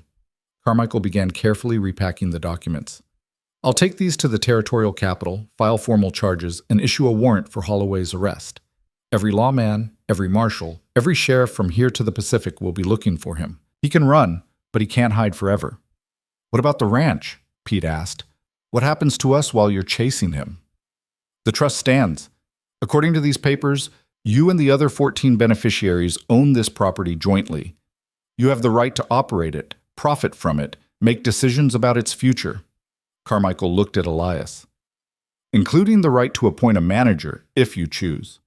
The weight of those words settled over the crowd like snow. For 3 years, they'd worked land they thought they'd lost. For 3 years, they'd believed Holloway's lies about debt and obligation and worthlessness. And now, in the space of one smoke-stained afternoon, they were being told they'd owned it all along. Pete cleared his throat. What about Clara, Mrs. Bennett? She ain't in the trust papers. No, Carmichael agreed. But she's owed wages for 6 weeks of labor, plus compensation for the coercion and fraud she endured. The trust will need to settle those debts. Debts. Pete smiled, and it was the first real smile Clara had seen on the old cowboy's face. Seems only fair, after Holloway spent so long inventing ours. How much you figure she's owed? Clara started to speak, but Elias cut her off. Standard bookkeeper wages are $40 a month.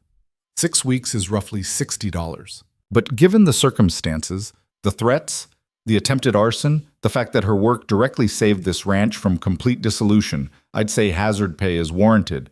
Call it $200. 200? Clara stared at him. That's robbery. That's justice. Pete looked at the other ranch hands, and one by one they nodded.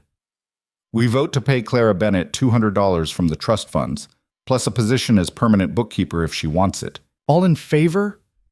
The eyes rang out like bells. Clara felt tears prick her eyes. She blinked them back furiously. I can't just... You can, Elias said quietly. You earned it. Take it. She took it. Took the vote and the validation and the first real money she'd earned in 6 months. Took the knowledge that she'd survived something that should have killed her and come out the other side with more than she'd started with. Thank you, she whispered. Carmichael packed up the last of the documents. I'll leave tomorrow at first light. Marshal Davies, you should come with me. You need a real doctor, not frontier medicine. The rest of you, maintain the ranch as best you can. Document everything you do, every decision you make. When this goes to trial, we'll need to prove the trust is viable. He looked at Clara. And Mrs. Bennett? I meant what I said about the auditor's office. If ranching doesn't suit you, there's work in the capital for someone with your skills. I'll think about it. But she already knew she wouldn't leave. Not now. Not after fighting this hard to claim a place here. The sun was setting by the time Carmichael and the marshal rode out, taking evidence and wounded lawmen back toward civilization. The remaining hands drifted toward the bunkhouse, talking in low voices about the future and what collective ownership actually meant. Rosie started preparing dinner with a lightness in her step that Clara hadn't seen before. And Clara sat on the porch with Elias, watching the sky turn colors that didn't have names, feeling the weight of the day settle into her bones like earned exhaustion. You lied, she said after a long silence. About what? Bookkeeper wages aren't $40 a month. They're $25 at best. Elias smiled slightly. Hazard pay. You wanted me to have enough money to leave if I needed to. I wanted you to have choices. There's a difference. He looked at her sideways. Are you going to leave? Clara thought about St. Louis, about the boarding house, and Thomas's debts, and the person she'd been when desperation was the only thing that moved her. Then she thought about the ledger in her room, the vote the men had taken, the way it felt to stand in burning buildings and fight for something worth saving. No, she said. I don't think I am. Good. Elias's hand found hers in the growing darkness, and this time neither of them pulled away. Because I wasn't lying about needing a bookkeeper. This trust is going to be complicated to manage, and I'm better at chasing criminals than balancing accounts. You're assuming they'll make you manager. They'll make one of us manager, maybe both. Collective ownership is going to require some creative thinking. He squeezed her hand gently. We could be partners, real partners. Build something that lasts. Partners who lied to each other from the first word? Partners who told the truth when it mattered. His voice was soft, serious. I'm not asking for forgiveness, Clara. I'm asking for a second chance. To build trust the right way this time, slowly, honestly, with everything on the table. Clara turned to face him fully, studying the face that had become familiar in ways she hadn't expected, the sharp intelligence in his eyes, the stubborn set of his jaw, the smoke stains that marked them both as survivors. He was right. They'd started with lies, but they'd ended up somewhere true. All right, she said, partners. But if you ever deceive me again, Elias Thorne, I will make you regret it in ways you can't imagine. He smiled. I don't doubt it for a second. They sat together as the stars emerged, making plans for a future neither of them had expected to have.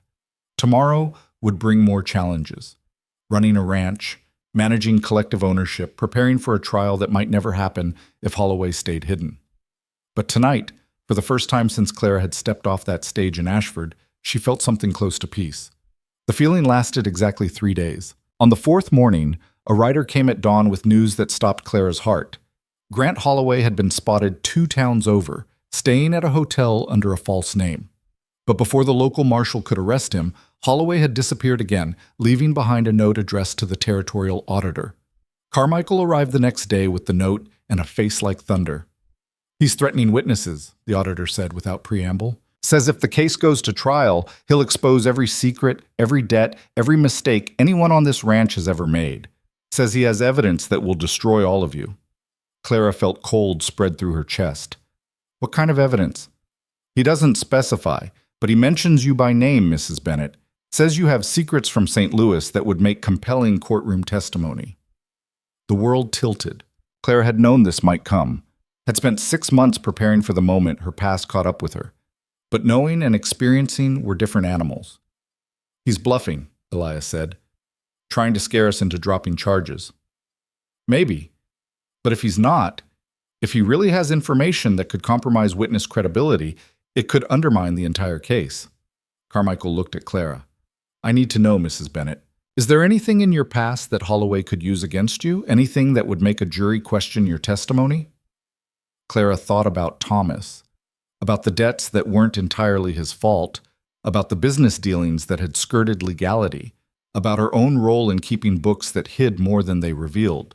Different lies, same basic sin.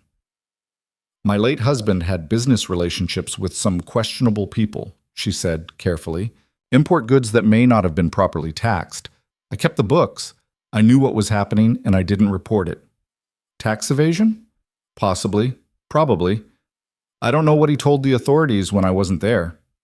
Carmichael was quiet for a long moment. "Could Holloway prove it?" "If he has contacts in St. Louis, if he dug deep enough, yes.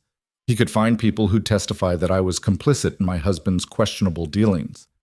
Which would make you look like a career criminal, someone who came here specifically to help Holloway commit fraud." Carmichael rubbed his temples. "This is a problem." "It's only a problem if we let it be," Elias said. "Clara wasn't charged with anything in St. Louis. She's not running from the law. And what her dead husband may or may not have done years ago has nothing to do with what Holloway did here. Tell that to a defense attorney looking to destroy her credibility." Carmichael looked at Clara. "I'm sorry, Mrs. Bennett, but if Holloway follows through on this threat, you might become a liability to the case rather than an asset." The words hit like a physical blow. Clara had known she was vulnerable, but hearing it stated so baldly that her past might destroy not just her own future, but everyone else's, was different. "Then don't use my testimony," she said quietly. "You have Elias's investigation. You have the workers' statements. You have the documents from the strongbox. You don't need me. Your ledger is key evidence, and you're the one who can testify to Holloway's direct attempts at fraud, the forgery he tried to force you into. Find another way to prove it." "Clara," Elias started. "No." She stood, needing movement, needing air. "I won't be the reason this case falls apart. I won't be the weak link Holloway exploits to escape justice. If my testimony is compromised, remove it. Build the case without me." "That's not fair to you," Carmichael said.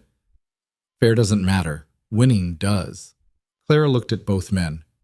"You can still pay me from the trust. That's a separate matter, compensation for labor. But leave me out of the trial. Let me disappear from the official record. I'll stay here, I'll work the ranch, but I won't be the reason Holloway walks free." The silence that followed felt like judgment. Clara waited for them to argue, to insist, to tell her she was being dramatic. Instead, Carmichael nodded slowly. "If that's what you want, I can work around it. The case will be harder without your testimony, but not impossible. We'll focus on the documentary evidence and the workers' statements. It's not what I want. It's what's necessary." Elias caught her arm as she moved toward the door.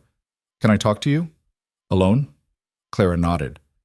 They stepped outside into morning air that smelled like ash and new grass, and all the complicated ways people survived broken things. "You're making a mistake," Elias said. "I'm protecting the case." "You're running." Again.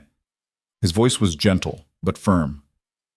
"Holloway's threatening to expose your past because he knows shame is a weapon. But Clara, you're not responsible for what your husband did. And even if you were complicit in some questionable bookkeeping years ago, that doesn't erase what Holloway did here. It doesn't make you a criminal. It makes you human. It makes me vulnerable. And vulnerability loses trials. So does cowardice." The word hung between them like a slap. Clara felt anger rise hot in her throat. How dare you? I dare because I care about you, because I've watched you fight harder than anyone I've ever known, and I'll be damned if I let you surrender now just because Holloway found a pressure point. Elias moved closer, his voice dropping. You told me you wanted to stop running.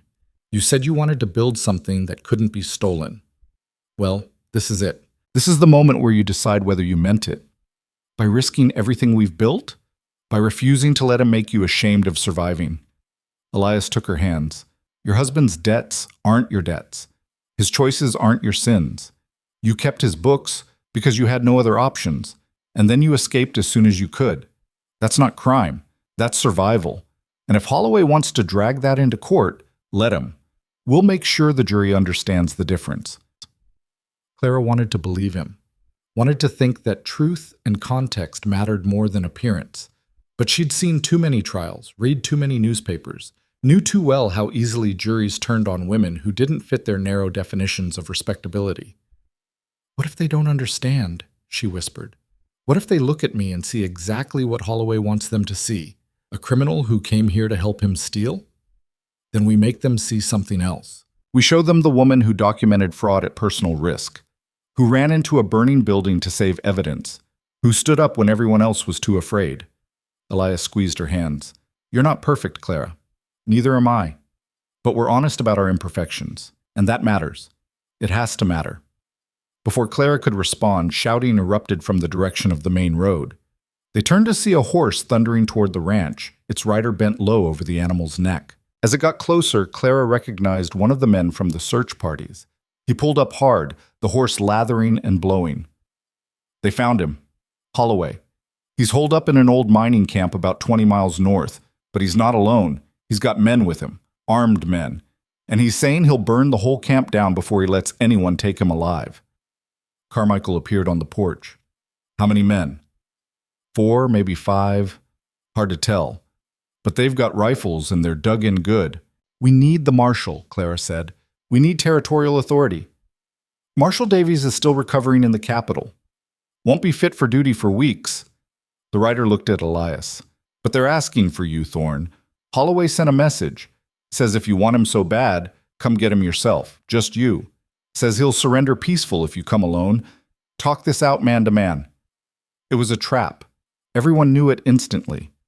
Don't, Clara said, gripping Elias's arm. He'll kill you. Probably. Then you can't go. Elias looked at her, and in his eyes Clara saw the same stubborn determination that had driven him undercover for months, that had made him risk everything for people he'd never met, that had pulled her into this fight in the first place. If I don't go, he stays free. He wins. Elias turned to Carmichael. Can you get me deputies, official authority, to make an arrest? I can deputize civilians in an emergency, but Thorne, this is suicide. It's justice. There's a difference. Elias looked at Pete, at the assembled ranch hands. I need volunteers, men willing to ride with me, help surround that camp, make sure Holloway can't escape. I'm not asking you to die for this, but I am asking you to stand witness, to be there when we finally bring him in. Pete stepped forward. I'll ride. Then Danny, despite Rosie's protests. Then 3 others, men who'd worked under Holloway's thumb for years and wanted to see his face when it all came crashing down. Clara watched them gather weapons, check horses, prepare for a confrontation that might end in bloodshed. She felt helpless, useless, trapped in the same cage of feminine limitation that had defined her entire life. Then she made a decision. I'm coming too. Every head turned. Elias started to protest, but Clara cut him off. You said I needed to stop running. You said this was the moment to decide whether I meant it. Well, I'm deciding. I'm coming. Not to fight. I can't shoot worth a damn. But to witness. To document. To make sure that whatever happens, there's a record that can't be twisted or buried. She met Elias's eyes. You want me to testify in court? Fine. But first, let me testify to this. To the moment when we finally caught the man who tried to destroy us all. For a long moment, no one spoke. Then Elias smiled, a real smile, proud and a little awed. All right, he said. Let's go end this. They rode out within the hour, 7 people chasing one man's reckoning across 20 miles of Wyoming wilderness. And Clara, who'd spent her whole life being told what she couldn't do, rode with them toward whatever ending waited in that mining camp. She was done running. Whatever came next, she'd face it with her eyes open and her spine straight, and the truth clutched in both hands like a weapon.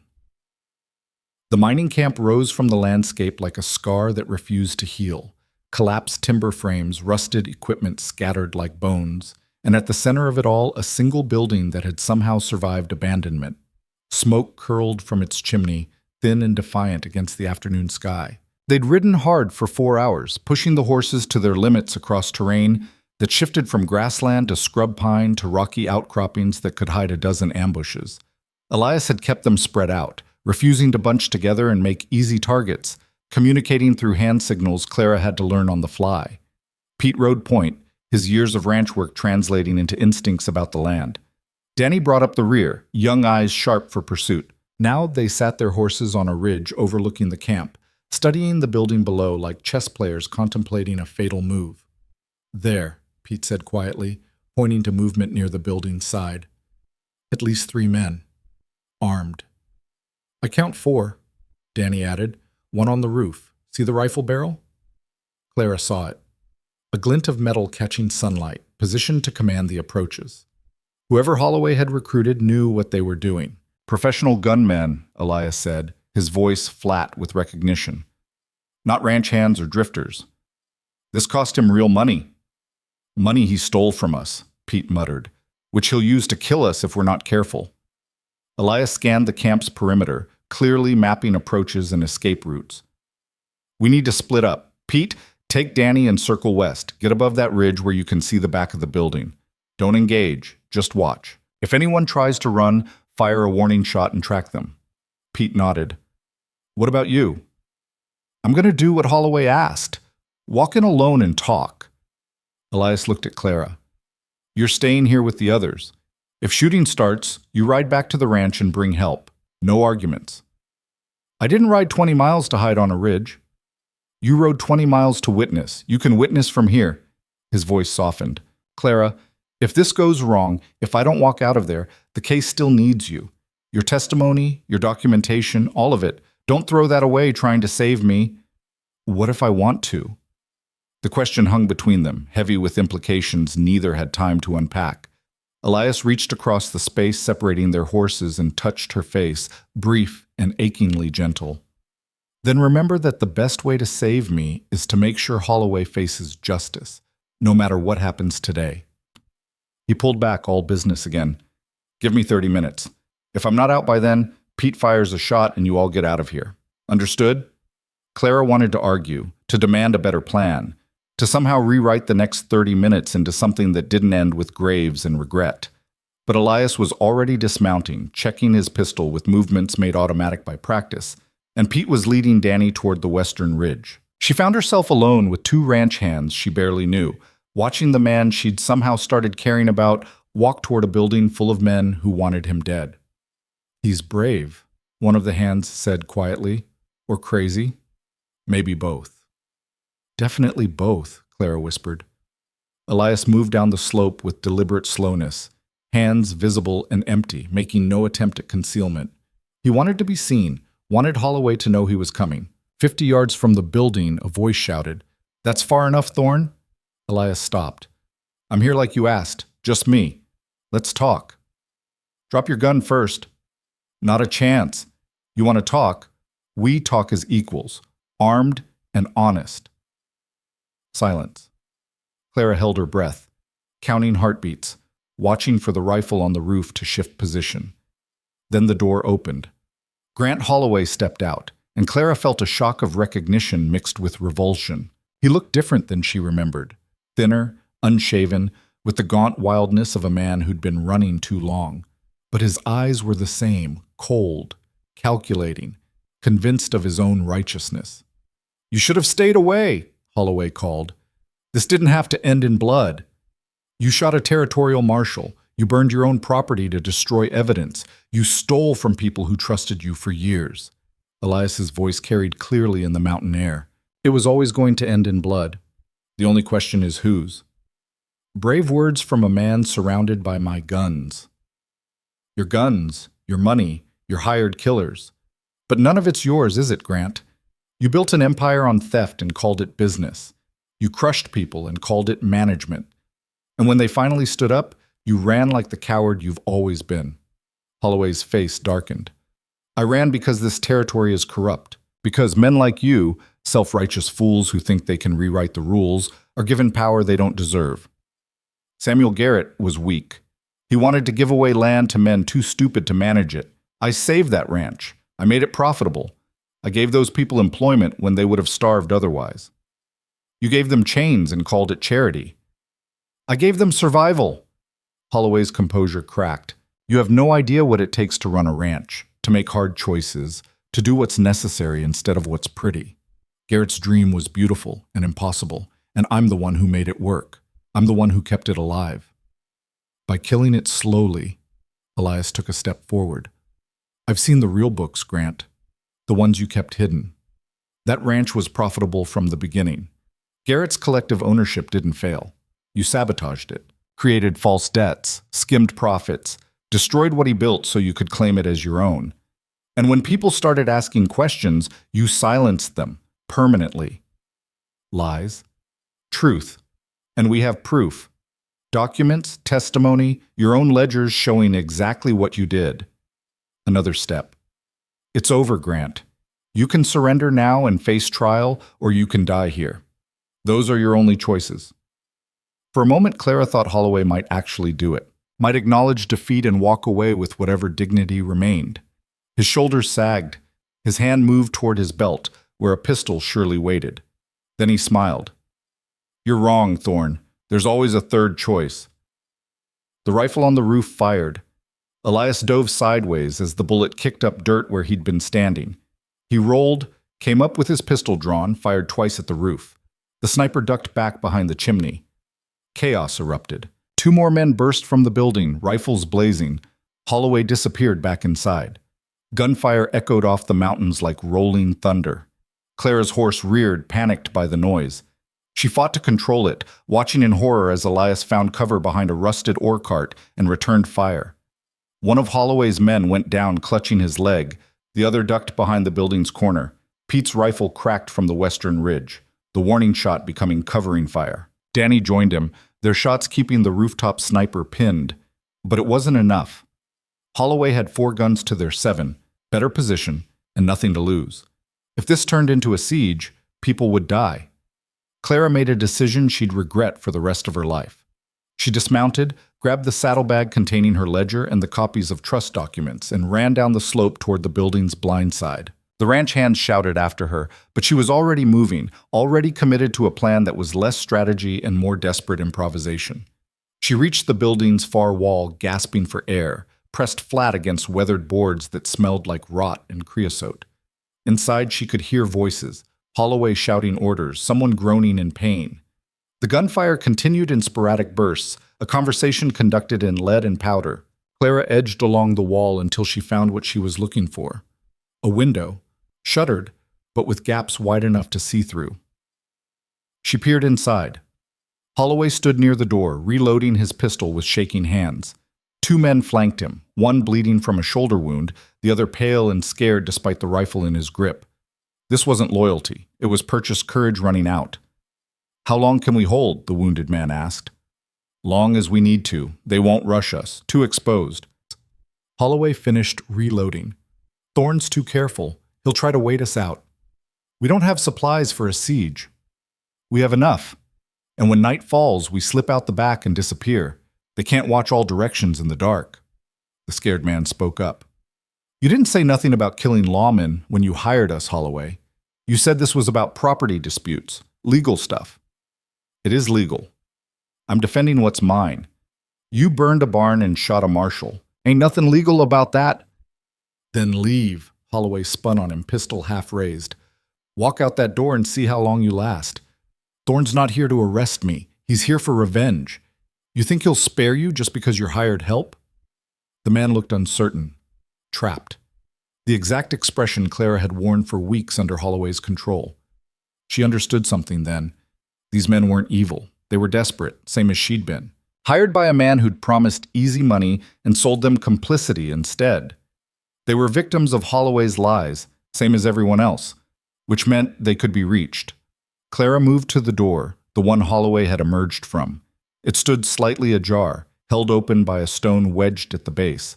She could walk through it if she was willing to gamble that Holloway wouldn't shoot her on sight. She was. Clara Bennett had spent her entire life calculating acceptable risks. She'd married a man she didn't love for security, fled to Wyoming for survival, kept silent about theft to maintain employment. Every choice had been about minimizing danger while maximizing the chance of seeing tomorrow. But some things were worth the risk. Some moments demanded courage over calculation. She stepped through the door. Holloway's pistol swung toward her instantly. The two hired guns raised their rifles. For a frozen second, Clara thought she'd miscalculated fatally. Then Holloway lowered his weapon, just slightly. "Mrs. Bennett, how unexpected." "Is it?" Clara forced her voice steady. "You threatened to expose me. Seemed only fair to give you the chance in person." "You should have stayed on that ridge." "Probably, but I've been making poor decisions lately. Seemed ashamed to stop now." She held up the saddlebag. "I brought something you might want. The ledgers, the trust documents, all the evidence we've been building against you." Greed flickered in Holloway's eyes. "Why would you bring that to me?" "Because this ends one of two ways. Either you die here and become a martyr to every rancher who thinks collective ownership is socialism, or you surrender and face trial where the truth comes out. I'm betting you'd prefer the martyr route, but I'm offering you something better." "Which is?" "A deal." Clara set the saddlebag on the floor between them. "You surrender peacefully. You face trial with whatever dignity you can muster. And in exchange, I don't testify. I remove myself from the case. Your lawyers can paint me as a criminal if they want, but I won't be there to refute it. The case gets harder to prove without me, and you might actually have a chance." Holloway studied her. "Why would you do that?" "Because I'm tired of fighting. Because I want this over. Because—" Her voice cracked, and she didn't have to fake it. "I've already lost too much.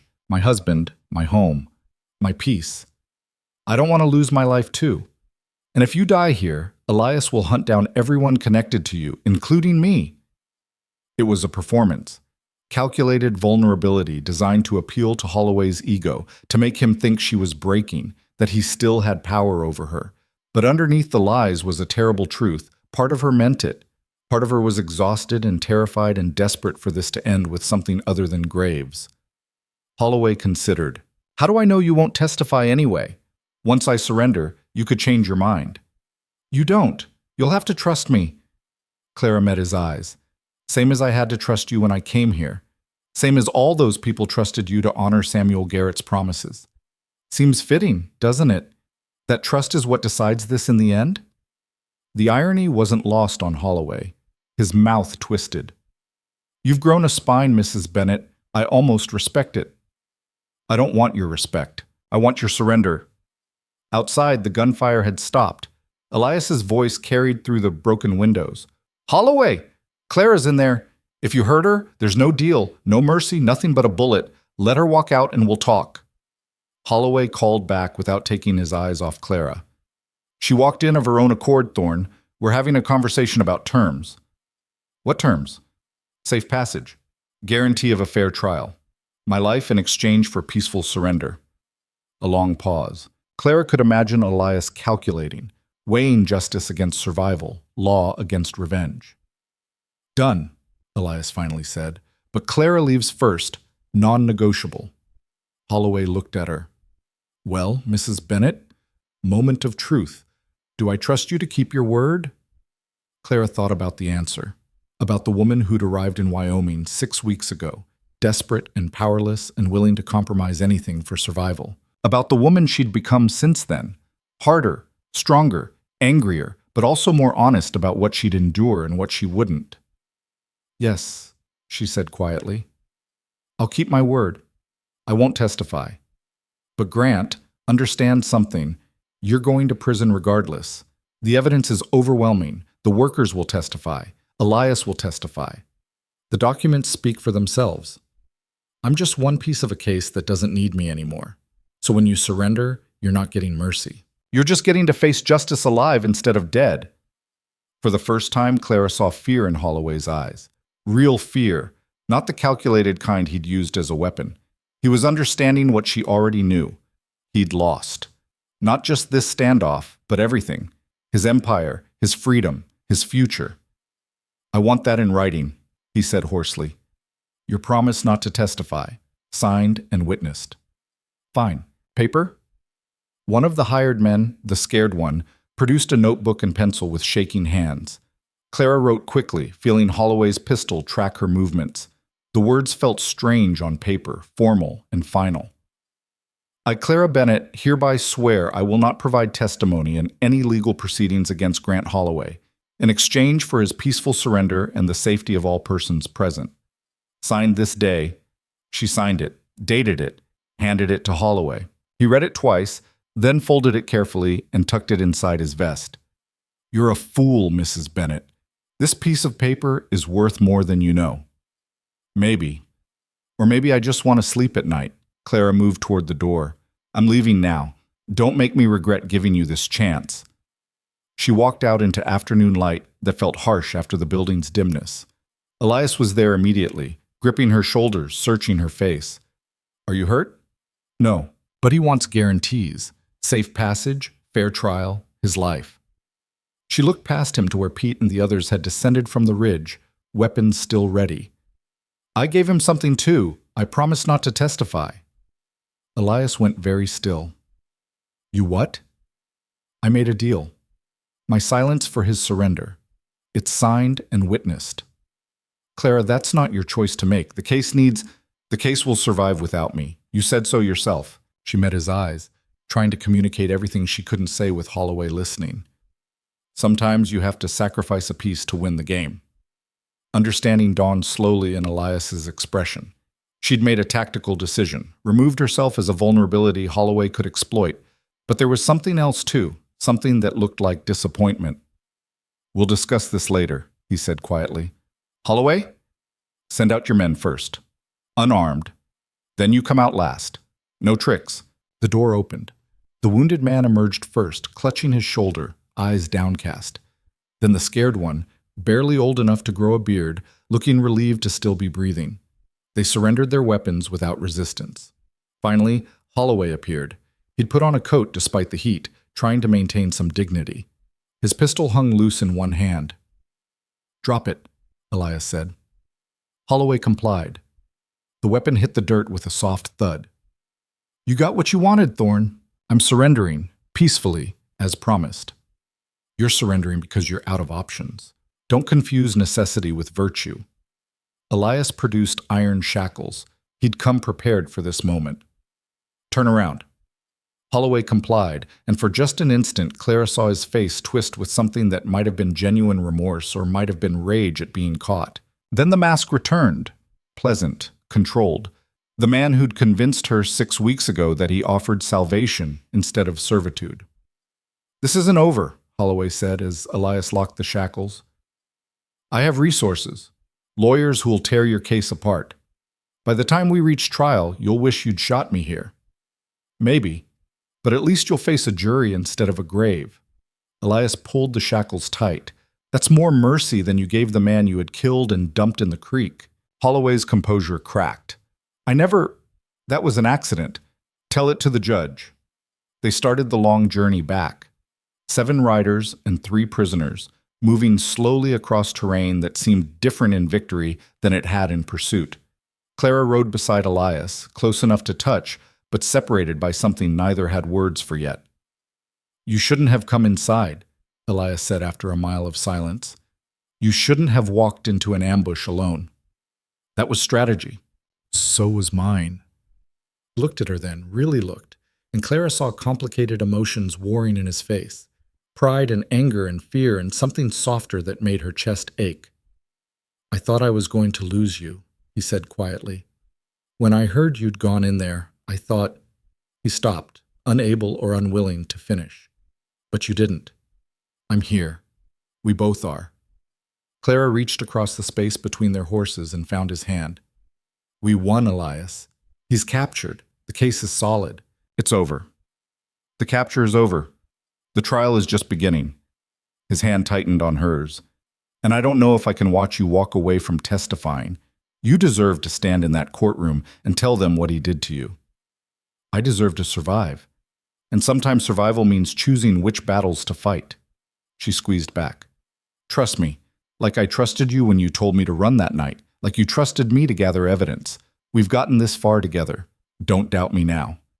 Elias was quiet for a long time. Then he nodded, just once, and they rode on in a silence that felt less like distance and more like understanding being built from complicated pieces. They reached the ranch as the sun set, turning the grassland gold and the mountains purple and the smoke from the cookhouse chimney into a ribbon of welcome. Word had somehow preceded them. Carmichael waited on the porch, along with ranch hands and a few curious townspeople who'd ridden out to witness history. Pete took charge of the prisoners, locking Holloway and his hired guns in the root cellar until the territorial marshal could collect them. Carmichael confiscated the weapons, documented everything with the meticulous attention of a man who knew this would all be evidence eventually. And Clara stood apart from it all, watching justice unfold like a river finding its course. She'd done what she came to do, survived, documented, helped bring down a man who'd built an empire on other people's backs. But standing there in the twilight, watching Holloway be led away in shackles, she didn't feel triumphant. She felt hollowed out, exhausted in ways that had nothing to do with the 20-mile ride. Mrs. Bennett, she turned. Carmichael approached, holding the saddlebag she'd left at the mining camp. Pete must have retrieved it. I understand you made an agreement with Holloway. A written promise not to testify. Yes. May I see it? Clara's stomach tightened. He has it. I gave it to him. Then you won't mind if I ask him to produce it as evidence? Carmichael's expression was neutral, but his eyes were sharp. Because I'm curious what exact wording you used, whether it's legally binding, whether it can be challenged. I gave my word. Words can be complex, Mrs. Bennett. They can mean different things in different contexts. For instance, if you promise not to testify against Holloway, that's one thing. But what if you're called to testify about what you witnessed, about the documents you found, about your own experiences that corroborate other testimony? Carmichael tilted his head. Semantics matter in court, and I'm very good at semantics. Clara stared at him. You want me to break my promise? I want you to understand that promises made under duress to criminals while surrounded by armed men might not be as binding as you think, legally or morally. He handed her the saddlebag. Think about it. We have time before the trial. And Mrs. Bennett, whatever you decide, I'll respect it. But don't sacrifice yourself out of misguided honor. Holloway doesn't deserve that much from you. He walked away before she could respond, leaving her holding evidence and doubt in equal measure. That night, Clara couldn't sleep. She lay in her small room listening to the ranch settle around her. Familiar sounds now, after 6 weeks of learning its rhythms. Somewhere below, Holloway sat in darkness and waited for a trial that would define them both. Somewhere outside, Elias stood watch to make sure their prisoner didn't escape. And Clara lay awake wrestling with a question that had no easy answer. What did she owe the truth? What did she owe herself?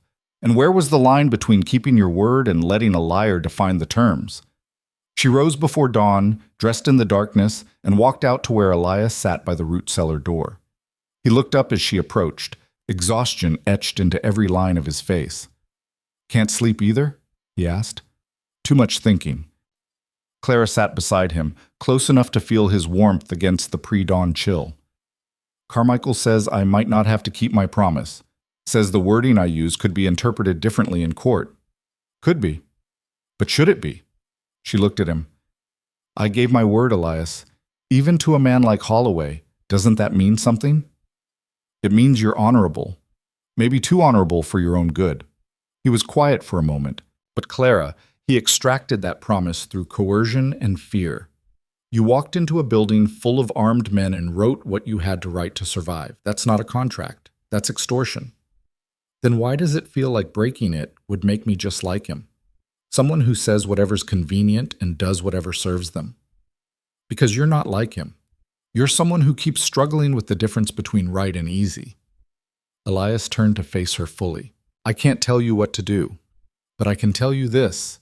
The case is stronger with your testimony, And you deserve the chance to speak your truth in a place where it matters, where it's protected by law instead of threatened by guns. What if I speak and they don't believe me? What if Holloway's lawyers destroy me on that stand and I sacrifice my word for nothing? Then at least you tried. At least you stood up. His hand found hers in the darkness. But Clara, whatever you decide, testify or don't, keep your word or break it. I'm with you. We're partners, remember? For better or worse. The words hung between them, weighted with meanings that had nothing to do with business and everything to do with the way her hand fit in his, the way his presence had become necessary to her breathing. Partners, she repeated softly, even when I'm making decisions you don't agree with? Especially then. That's what partnership means. Clara leaned against him, feeling the solid warmth of him, the steadiness she'd come to rely on. And she made a decision that wouldn't be final until she spoke it in a courtroom. But that felt true in this moment. I'll think about it, she said, about what the words actually mean, what I actually promised. And when the time comes, I'll decide what kind of person I want to be. Someone who keeps her word even when it costs her, or someone who fights for truth even when it's uncomfortable. Those aren't mutually exclusive, aren't they? Elias didn't answer because they both knew the truth. Sometimes you had to choose. Sometimes honor and justice pointed in different directions. And the space between them was where character got tested. They sat together as the sky paled, watching the sun rise over a ranch that had survived theft and violence and corruption. Somewhere in the root cellar, Holloway waited for judgment. Somewhere ahead, a trial loomed that would test everything Clara had become. But right now, in this moment, she was alive. She was free. And she was sitting next to a man who'd seen her at her worst and her best and decided she was worth fighting for. That was enough. For now, it was enough. The trial would come. The testimony would come. The moment of truth where Clara would have to decide whether a promise to a liar was worth more than justice for his victims. But that moment wasn't yet. And Clara had learned something important in 6 weeks of surviving Wyoming. You didn't have to know the ending to keep moving forward. You just had to believe that forward existed.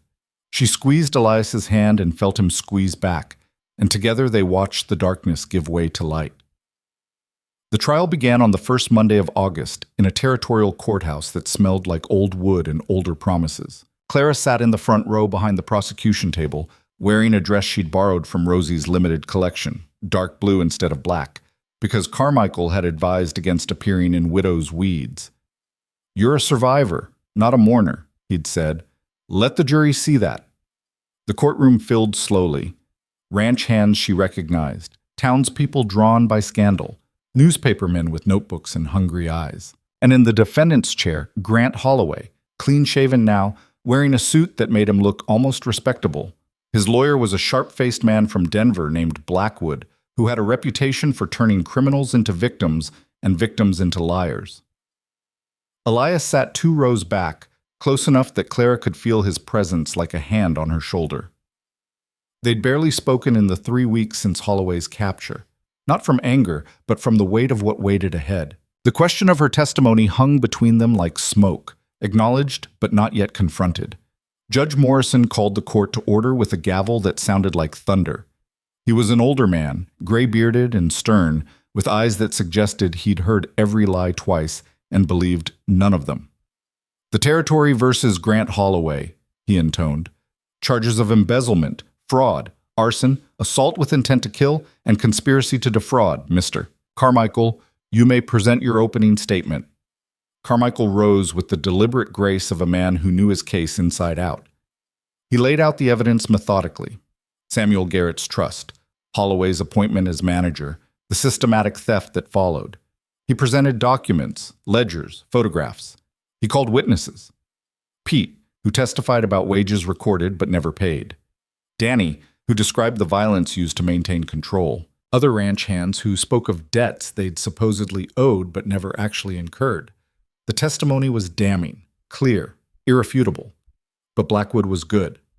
Better than good. During cross-examination, he painted each witness as disgruntled employees with axes to grind. He questioned their education, their understanding of business, their ability to read contracts properly.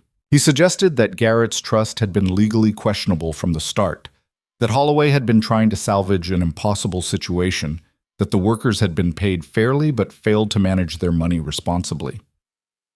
"Isn't it true," Blackwood asked Pete during a particularly brutal exchange, "that you've spent considerable sums on whiskey over the years?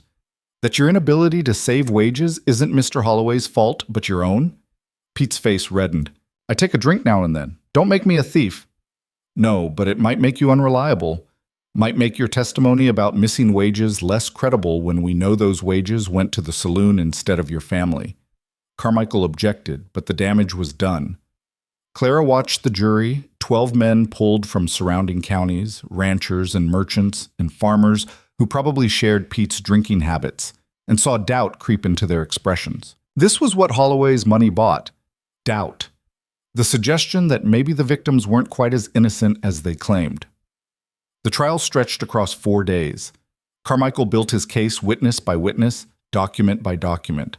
Blackwood dismantled it piece by piece, not by disproving the evidence, but by surrounding it with enough smoke that the fire became questionable. On the 5th day, Carmichael called Elias Thorne to the stand.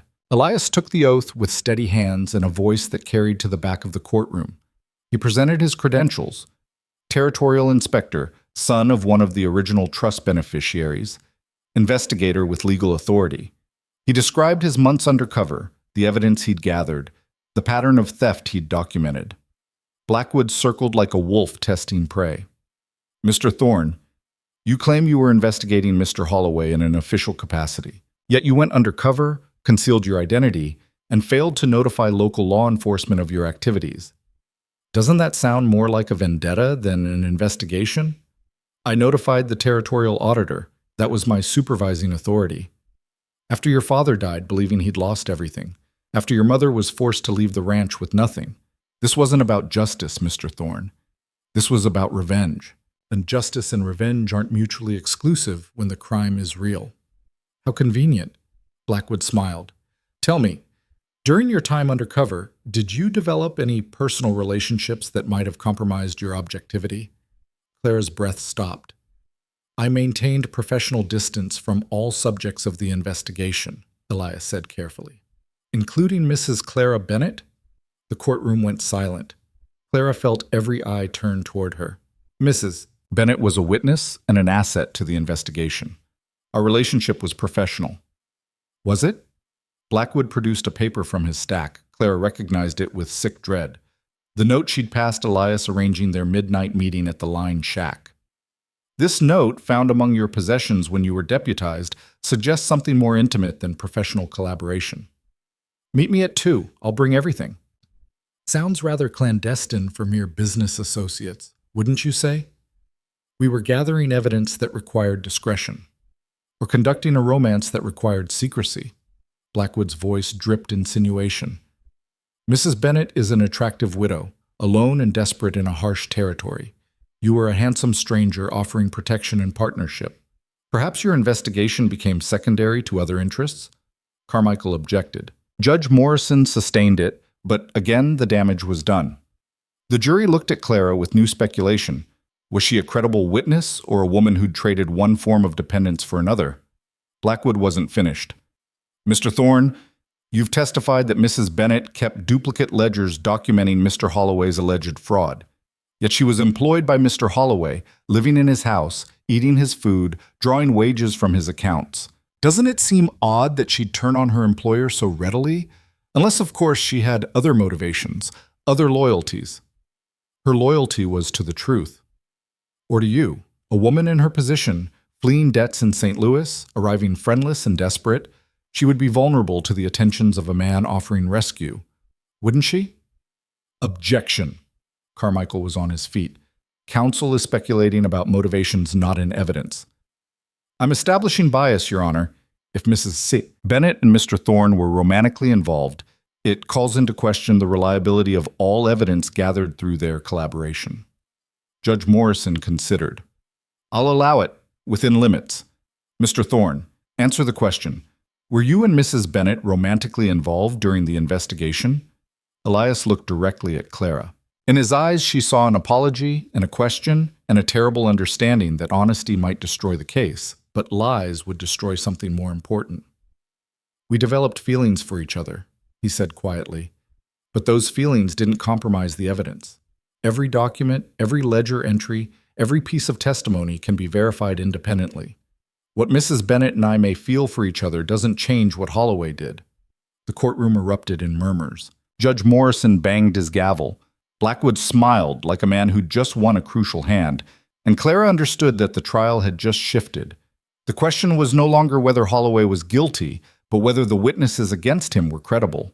Whether a widow and a vengeful inspector had manufactured evidence to serve their own interests, romantic, financial, or both. When court adjourned for the day, Clara fled to the hotel room she'd been sharing with Rosie. The girl had stayed at the ranch, leaving Clara alone with her thoughts and the wreckage of what should have been a straightforward case. A knock came an hour after dark. Elias, looking worse than she felt. "I'm sorry," he said before she could speak. "I should have lied. Should have denied everything, but I couldn't." "I know." Clara stepped aside to let him in. "I wouldn't have wanted you to. Blackwood's going to use this. He's going to paint us as conspirators who invented Holloway's crimes to steal the ranch for ourselves."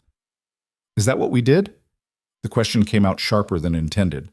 Elias flinched. "You know it's not." "Do I? I came here desperate. You came here angry. We both had reasons to want Holloway destroyed that had nothing to do with justice for people we'd never met." Clara paced the small room. Maybe Blackwood is right. Maybe we can't see our own bias. The documents don't lie. The ledgers show exactly what he did. The ledgers I kept while living in his house, eating his food, falling for his enemy. Every piece of evidence has my fingerprints on it, Elias. And now the jury knows I had personal reasons to fabricate those fingerprints. Then testify. Tell them the truth about what Holloway tried to make you do, about the forgery he demanded, about the threats. Give them your side. Clara thought about the paper still tucked in Holloway's vest pocket. The promise she'd made in that mining camp building, written in her own hand. If she testified, Blackwood would produce it, would use her own words to prove she couldn't be trusted. "I gave my word not to testify," she said quietly, "under duress, to a criminal, while surrounded by armed men." Elias moved closer. "Clara, you can't let him use your honor against you. That promise was extracted through coercion. No court would hold you to it." "But I would hold myself to it. That's the difference between him and me, Elias. He breaks promises when they're inconvenient. I keep mine even when they cost me." "Even when keeping it means he walks free?" The question hit like a physical blow. Clara sank onto the bed, suddenly exhausted. I don't know what the right answer is anymore." Elias sat beside her, close but not touching. "Tell me about St. Louis, about Thomas and the debts, about whatever Holloway threatened to expose." So she did. Told him about the business dealings that weren't quite legal, the taxes that weren't quite paid, the books she'd kept that showed one set of numbers to authorities and another to partners. Told him about her complicity, her silence, her choice to look away because looking closer would have meant acknowledging that survival sometimes required compromise. "I'm not innocent," she finished. "I never have been. I made choices I'm not proud of because the alternatives were worse, and Holloway knows it. If I testify, Blackwood will drag every one of those choices into daylight and use them to prove I'm exactly the kind of person who'd fabricate evidence for money or love or revenge." "But you didn't fabricate evidence. How do we prove that? How do I stand in front of 12 men and convince them that this time, finally, I'm telling the truth when my entire history is built on strategic lies?" Elias took her hand. "By telling it anyway. By standing up and saying, yes, I've made mistakes. Yes, I've compromised. Yes, I've done things I regret. But this documentation of Holloway's theft is true. Every word, every number, every entry, and I'm willing to stake my freedom on it. My freedom is already staked.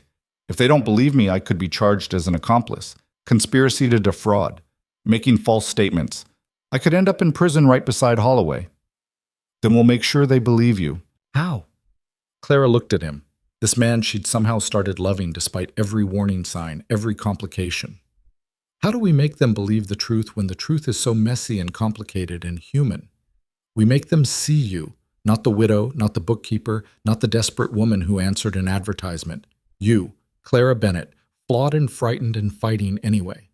He squeezed her hand. That's who I see. That's who Pete sees, who Danny sees, who every person on that ranch sees. Someone who survived impossible circumstances and came out stronger. Let the jury see that too. Clara wanted to believe him, wanted to think that honesty could overcome history, that truth could pierce through bias. But she'd seen too many trials, read too many newspapers, knew too well how easily women were dismissed when their stories didn't fit comfortable narratives. I need to think, she said quietly. Alone. Can you, Of course.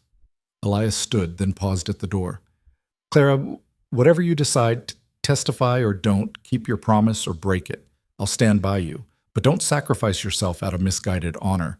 Holloway doesn't deserve that much from you. He left before she could respond, and Clara sat in the silence trying to untangle honor from fear, courage from cowardice, the right choice from the easy one. The trial resumed Tuesday morning with Carmichael calling his final witness, a banker from Cheyenne named Harold Grissom. The man took the stand looking uncomfortable in his expensive suit, his eyes refusing to meet Holloway's gaze.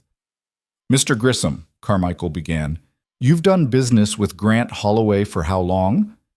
5 years, give or take. And in that time, did Mr. Holloway ever deposit unusually large sums in accounts not associated with the ranch? Blackwood objected. Relevance, Your Honor. My client's banking practices are directly relevant to proving he was stealing ranch profits, Carmichael countered. I'm establishing a pattern of hiding assets. Judge Morrison nodded. I'll allow it. Mr. Grissom, answer the question. Grissom shifted in his seat. Mr. Holloway maintained several accounts, some in the ranch's name, some in his personal name. And did money flow between these accounts in ways that seemed unusual? Objection. Calls for speculation. Your Honor, Mr. Grissom is a banking professional with 20 years of experience. His opinion on unusual financial activity is relevant. Overruled. Answer the question, Mr. Grissom. The banker took a deep breath. Yes. Money would come into the ranch accounts from cattle sales. Then portions would be transferred to Mr. Holloway's personal accounts, sometimes labeled as management fees or operational loans. But the amount seemed high, higher than normal management compensation. How high? Over the past 3 years, approximately $40,000 moved from ranch accounts to Mr. Holloway's personal holdings. The courtroom gasped. $40,000 was more than most people would see in a lifetime. Carmichael pressed forward. And did Mr. Holloway ever explain these transfers? He said they were compensation for managing a difficult enterprise, that the trust structure made traditional salary arrangements complicated. Did you believe him? Grissom hesitated, then quietly, No. I thought he was stealing, but I had no proof, and he was a valued client. I looked the other way. The admission hung in the air like an accusation against everyone who'd known and done nothing.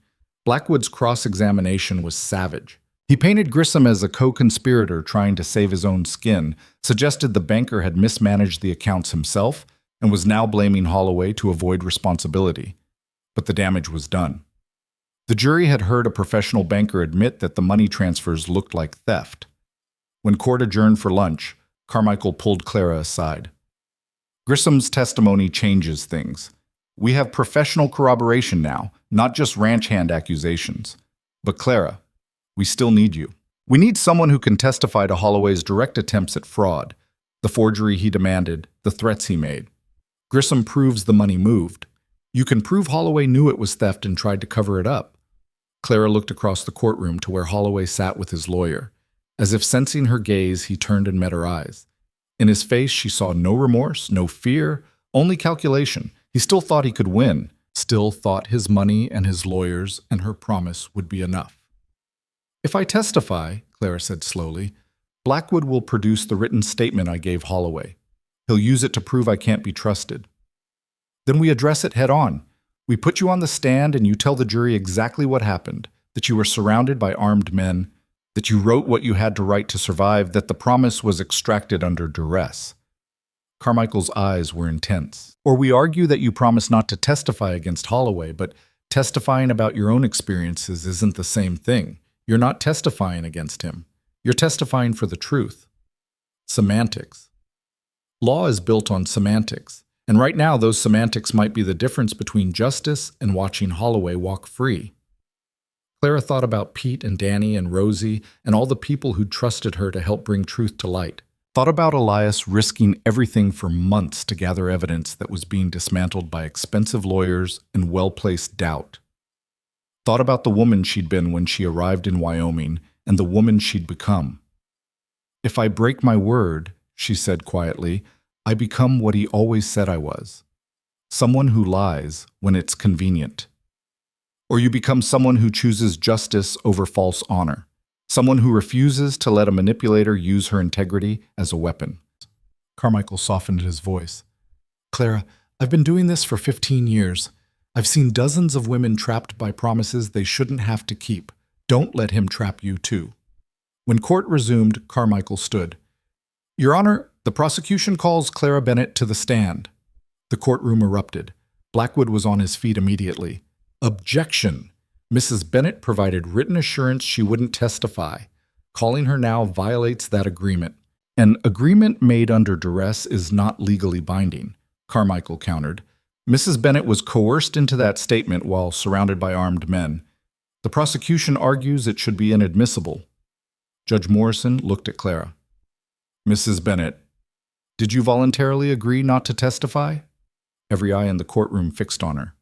Clara stood slowly, feeling the weight of the moment settle onto her shoulders like physical pressure. "I agreed in order to secure Mr. Holloway's peaceful surrender," she said, her voice carrying despite the trembling in her chest. "Whether that makes it voluntary or coerced, I'll leave to the court to decide. But I'm here now, and I'm willing to testify if the court permits it." Morrison considered.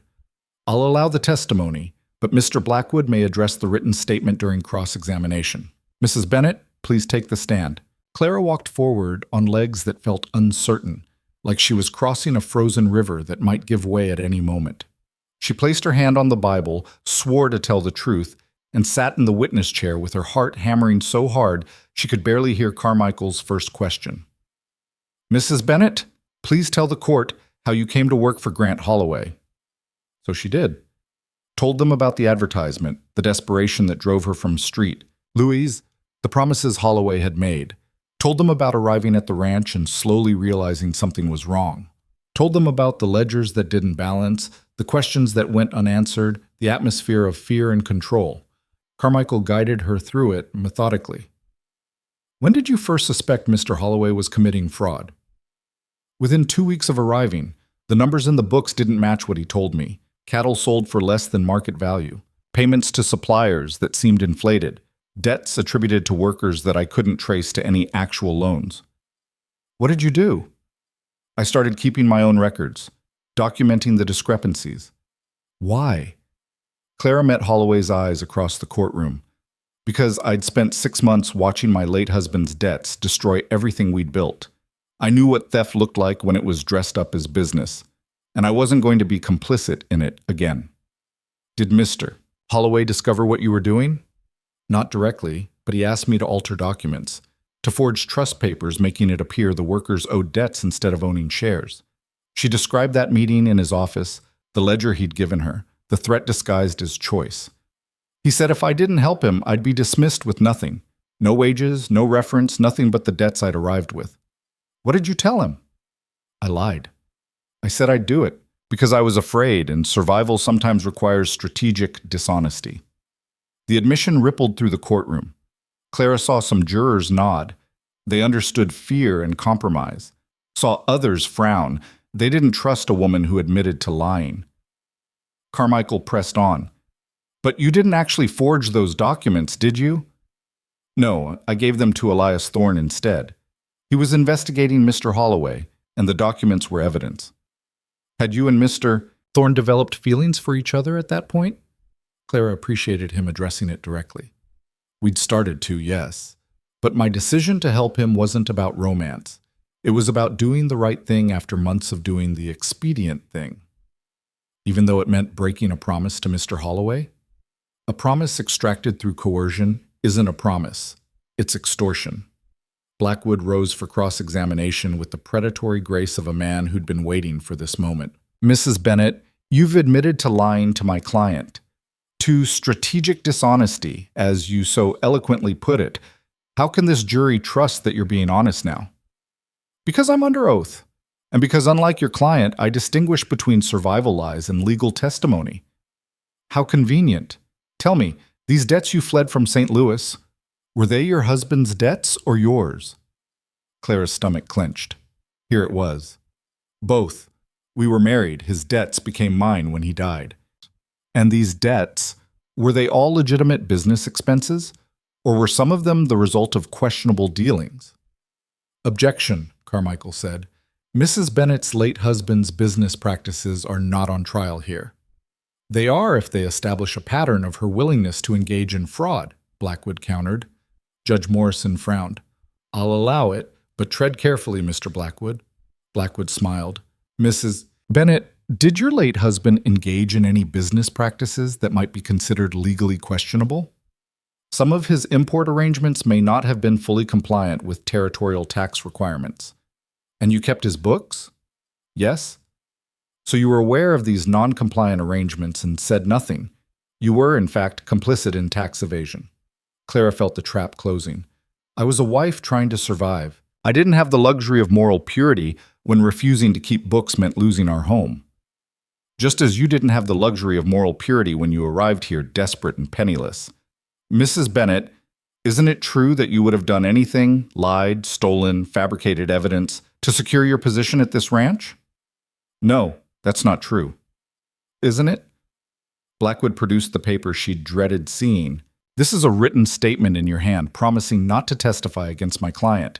You gave your word, and now you're breaking it. Doesn't that prove you'll say or do anything when it serves you? I gave that statement to save lives, including my own. Or to secure Mr. Holloway's surrender so you and Mr. Thorne could claim the ranch for yourselves. Two desperate people, one fleeing debts, one seeking revenge for his father's death, conspiring to destroy a successful businessman and steal his property under the guise of justice. That's not what happened, isn't it? You admit you lied to Mr. Holloway. You admit you developed romantic feelings for his enemy. You admit to keeping books that may have facilitated your late husband's tax evasion. You've established yourself as someone willing to be dishonest when it suits you. So I ask again, why should this jury believe anything you say? The question echoed in the silent courtroom. Clara looked at the 12 men in the jury box, ranchers and merchants who'd probably never trusted a woman's word over a man's, who'd probably never imagined someone like her deserving of credibility. Because unlike your client, she said quietly, when I lie, I admit it. I've told you about every compromise, every strategic dishonesty, every choice I'm not proud of. I haven't hidden behind respectability or expensive suits or legal manipulations. I've laid my failures in front of you and asked you to judge me anyway. That's the difference between us. I'm honest about my dishonesty. He's dishonest about everything. Blackwood opened his mouth to continue, but Judge Morrison intervened. I think we've heard enough for today. Court is adjourned until tomorrow morning. Mrs. Bennett, you're excused from the stand but remain under oath. Clara walked back to her seat on trembling legs, feeling like she'd just survived a battle but couldn't tell if she'd won or lost. Elias caught her eye as she passed, and in his face she saw pride mixed with worry. That night, she couldn't eat, couldn't sleep, could only pace the hotel room and replay every word, every answer, every moment where she might have said something better, something more convincing. A knock came near midnight. Rosie stood in the hallway, travel-stained and exhausted. I came soon as I heard you testified. Danny's watching the ranch. The girl pushed into the room and grabbed Clara's hands. You were brave. Everyone's saying so. The newspaper said you stood up to that fancy lawyer and didn't back down. I don't know if I convinced them. You convinced me. You convinced Pete. You convinced every person at that ranch who knows the difference between a liar and someone who's just been lying to survive. Rosie squeezed her hands. Pa used to say there's two kinds of dishonest folk. Those who lie to take from others and those who lie to protect themselves from being taken from. You're the second kind, Mrs. Bennett, and I think deep down that jury knows it too. Clara wanted to believe her, wanted to think that honesty about imperfection could overcome perfect dishonesty. The trial concluded Wednesday afternoon. Carmichael gave his closing argument with the passion of a man who believed every word, described the evidence, the testimony, the clear pattern of theft and coercion. Blackwood countered with smooth confidence, painting Holloway as a victim of conspiracy by embittered workers and desperate opportunists. The prosecution wanted you to believe that a successful businessman systematically stole from the people he employed, Blackwood said. But what they've actually proven is that a ranch hand with a grudge and a widow with debts collaborated to fabricate evidence and destroy a man's reputation. They've shown you ledgers kept by a woman who admits to dishonesty when convenient. They've shown you testimony from workers who stand to gain financially from my client's conviction. They've shown you nothing that couldn't be explained by poor management and financial misunderstanding rather than deliberate fraud. The jury deliberated for 6 hours. Clara spent them in the hallway outside the courtroom, unable to sit still, unable to think about anything except 12 men deciding not just Holloway's fate, but her own credibility, her worth, her truth. When they finally filed back in, their faces revealed nothing. "Has the jury reached a verdict?" Judge Morrison asked. The foreman stood. "We have, Your Honor." "In the matter of embezzlement, how do you find?" "Guilty." Clara's breath stopped. "In the matter of fraud?" "Guilty." "In the matter of arson?" "Guilty." "In the matter of assault with intent to kill?" "Guilty on all counts, Your Honor." The courtroom erupted. Clara heard herself making a sound, half sob, half laugh, and felt Elias's arms around her before she realized he'd crossed the room. Pete was crying openly. Danny whooped like a child. Even Carmichael, professional to his core, allowed himself a small smile of vindication. Holloway sat perfectly still, face blank with shock. The mask had finally cracked. Judge Morrison banged his gavel for order. "Mr. Holloway, you have been found guilty by a jury of your peers. Before I pass sentence, do you have anything to say?" Holloway stood slowly. For a moment, Clara thought he might apologize, might show some recognition of what he'd done. Instead, he looked directly at her and smiled that same pleasant practice smile. "I underestimated you, Mrs. Bennett. I thought desperation made you controllable. Turns out it made you dangerous." He turned to the judge.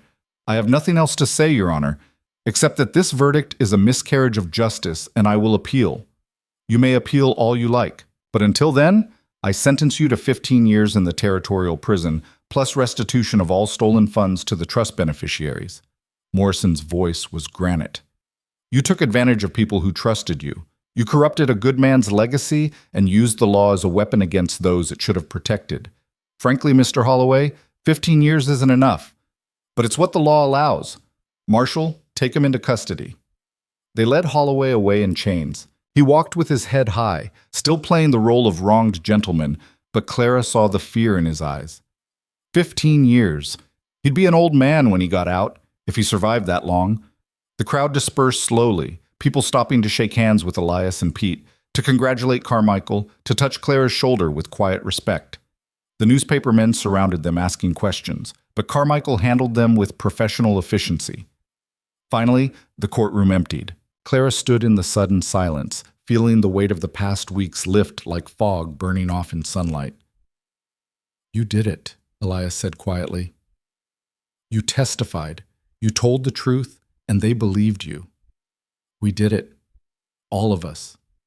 Clara looked at him, really looked, and saw exhaustion and relief and something else, something that made her heart stumble. "What happens now?" "Now we rebuild. The trust is restored, the stolen money gets returned, and we figure out how to run a collectively owned ranch without killing each other." He smiled. "Might be harder than catching criminals." "Probably." Clara felt the future opening up in front of her like a road she could finally see. "Elias, about us, about what Blackwood said in court. We don't have to figure that out right now. We have time." "Do we?" "Because I need to know what you said about developing feelings. Was that just for the trial, or—" He kissed her. Right there in the empty courtroom, in front of the vacant jury box and the witness stand where she'd bared her soul. Kissed her like he'd been waiting months to do it honestly, without secrets or lies or investigations between them. When they finally broke apart, both breathing hard, Elias touched her face with a gentleness that undid her. "I love you, Clara Bennett. I loved you before I knew it was smart, before I knew if we'd survive. Before I knew anything except that you were the bravest person I'd ever met. So yes, this is real, if you want it to be. Clara thought about the woman who'd arrived in Wyoming 6 weeks ago, so desperate for safety she'd have accepted scraps. Thought about everything she'd survived since then, threats and fire in a courtroom that tried to destroy her credibility. Thought about the future waiting, uncertain but hers to shape. I want it, she said. I want you, and the ranch, and whatever we build together. Not because I need you, but because I choose you. There's a difference. Yeah, Elias said, smiling against her hair. There is. They returned to the ranch 3 days later, bringing news of the verdict and checks from the territorial government representing the first installment of restitution. $40,000 divided among 15 trust beneficiaries meant $2,600 each, more money than most had seen in their lives. Pete organized a meeting in the rebuilt barn. Every trust member attended, plus their families, plus Clara and Rosie, and others who'd become part of the ranch's fabric. We got choices to make, Pete said, about who manages this place, how we divide responsibilities, what we do with the restitution money. Samuel Garrett wanted us to make decisions together. Seems fitting we start now.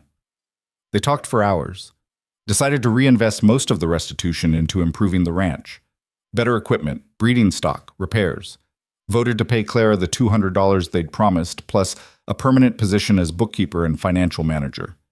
Elected Pete as ranch foreman and Elias as business manager, with major decisions requiring majority vote from all trust members. And unanimously, they voted to offer Clara a 1/16th share of the trust, a new position created specifically for her, acknowledging that she'd become as much a part of this place as anyone born to it.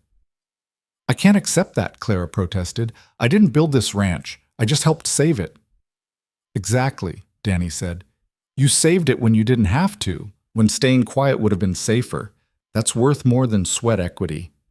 The vote carried despite her objections. Clara found herself owning a piece of land she'd never expected to claim, part of a community she'd stumbled into by accident and chosen by design. That night, she walked the property with Elias, watching the sun set over grassland that stretched toward mountains that no longer looked hostile. They ended up at the line shack where they'd first conspired, where midnight meetings had turned into trust. This is where it started, Clara said, where you told me the truth about who you were, where we decided to fight instead of hide. Elias looked at the small building already being reclaimed by cottonwoods.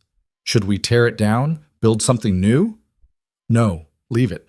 Let it stand as a reminder that sometimes the best things start in secret and end in daylight. They stood together as darkness fell, making plans for spring planting and fence repairs and all the ordinary miracles of building something meant to last. Clara thought about everything she'd survived to get here. Thomas's death, the debts, the desperate journey west. Thought about the woman she'd been and the woman she'd become. Do you regret it? Elias asked. Breaking your promise to Holloway? Testifying even though you'd given your word? Clara considered. I regret that it was necessary, but I don't regret the choice. Some promises shouldn't be kept, especially when they're extracted through fear and used as weapons. I learned something in that courtroom, Elias. Truth isn't always clean. Sometimes it's messy and complicated and comes from people who've made mistakes. But it's still worth telling, still worth fighting for. Even when it costs you? Especially then. She turned to face him. You asked me once what I wanted, not what I needed, what I wanted. I didn't have an answer then, but I do now. What is it? I want to build something honest, a life where I don't have to lie to survive, where my word means something because I only give it when I mean it.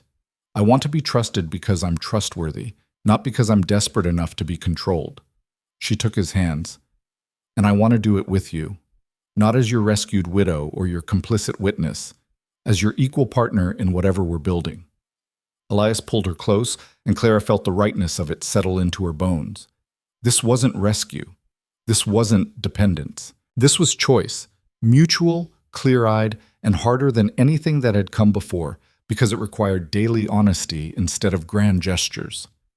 Partners, he said, in the ranch, in the work, in whatever comes next. Partners, Clara agreed, for better or worse. They sealed it with a kiss that tasted like dust and hope, and all the complicated ways people survived broken things and built them into something stronger. 6 months later, Clara stood in the ranch's main room addressing the assembled trust members for the winter planning meeting. She'd spent the morning reviewing the books, legitimate books now, showing real profits and fair wages and a future that looked stable for the first time in years. "We cleared $12,000 this year after expenses," she reported, which means dividends of $800 per trust member, with the remainder going to operating reserves. Pete whistled. $800. Samuel would be proud. He would, Elias agreed, but we've got challenges ahead. Winter feed costs are rising. We need to expand the breeding program, and we're still paying off the legal fees from the trial. They debated strategy for hours, the kind of productive disagreement that came from people who trusted each other enough to argue honestly. Danny wanted to invest in new equipment. Rosie advocated for building a school so the children wouldn't have to ride 10 miles to town. Pete pushed for expanding the herd. Clara listened and documented and occasionally mediated, feeling the strange satisfaction of being part of something larger than individual survival. This was what Garrett had envisioned: messy, democratic, complicated, but built on respect and shared investment. When the meeting ended, Elias found her in the office working on next quarter's projections. He kissed the top of her head and set a cup of coffee beside her ledger. "You're going to work all night if I don't stop you. These numbers won't balance themselves. The numbers will be there tomorrow. Come to bed." Clara looked at the ledger, at the neat columns showing a truth that didn't need hiding anymore. Then she closed it and stood, taking Elias's hand. They walked through the house they'd slowly made theirs, not Holloway's house anymore, but a shared space filled with books and laughter, and the kind of clutter that came from actually living instead of just surviving. Through the window, she could see the rebuilt barn standing solid against the winter sky. "Do you ever think about going back?" Elias asked. "To St. Louis? To somewhere easier?" "No, this is where I belong now. Where we belong." Clara leaned against him. "Besides, easy is overrated. I tried easy. Tried safety and certainty and following other people's rules. It nearly destroyed me. This messy, complicated, honest life, this is what I was looking for all along without knowing it. Even with the endless meetings and the cattle that keep breaking fences and Pete's terrible coffee. Especially with those things. They're real. They're mine. And nobody can take them away because I helped build them from honest work and honest choices." She turned to face him. "Thank you for seeing past the desperate widow to whoever I was becoming, for trusting me when I didn't trust myself. Thank you for being brave enough to testify even when it terrified you, for choosing truth over comfort." Elias pulled her close. "We make a good team, Clara Bennett." "We do." She smiled against his chest. "Even when we're arguing about whether to expand the herd or build a school. You're voting for the school, aren't you?" "Absolutely. Danny makes a compelling case." They laughed, and the sound filled the house with warmth that had nothing to do with the fire crackling in the hearth. Outside, snow began to fall, the first real storm of the season, covering the grassland in white that would melt come spring and feed the earth for new growth. Clara Bennett, who'd arrived in Wyoming fleeing debts and desperation, stood in a house she owned watching snow fall on land she'd helped save. She'd lost a husband, a home, her illusions about easy answers, but she'd gained something infinitely more valuable: a voice, a vote, a place where her truth mattered and her mistakes didn't define her. The ranch would face challenges ahead: harsh winters, fluctuating markets, the endless complications of collective ownership. But they'd face them together, 15 trust members and one fierce widow-turned-partner, building something that honored the dead by living honestly. And in the morning, when the snow stopped and the work resumed, Clara would be there with her ledgers and her voice and her hard-won understanding that the only promises worth keeping were the ones made freely between equals in full daylight. The past was buried under snow and distance. The future waited, uncertain but theirs to shape. And the present, this moment, this house, this man, this life she'd fought for, was finally, miraculously, enough.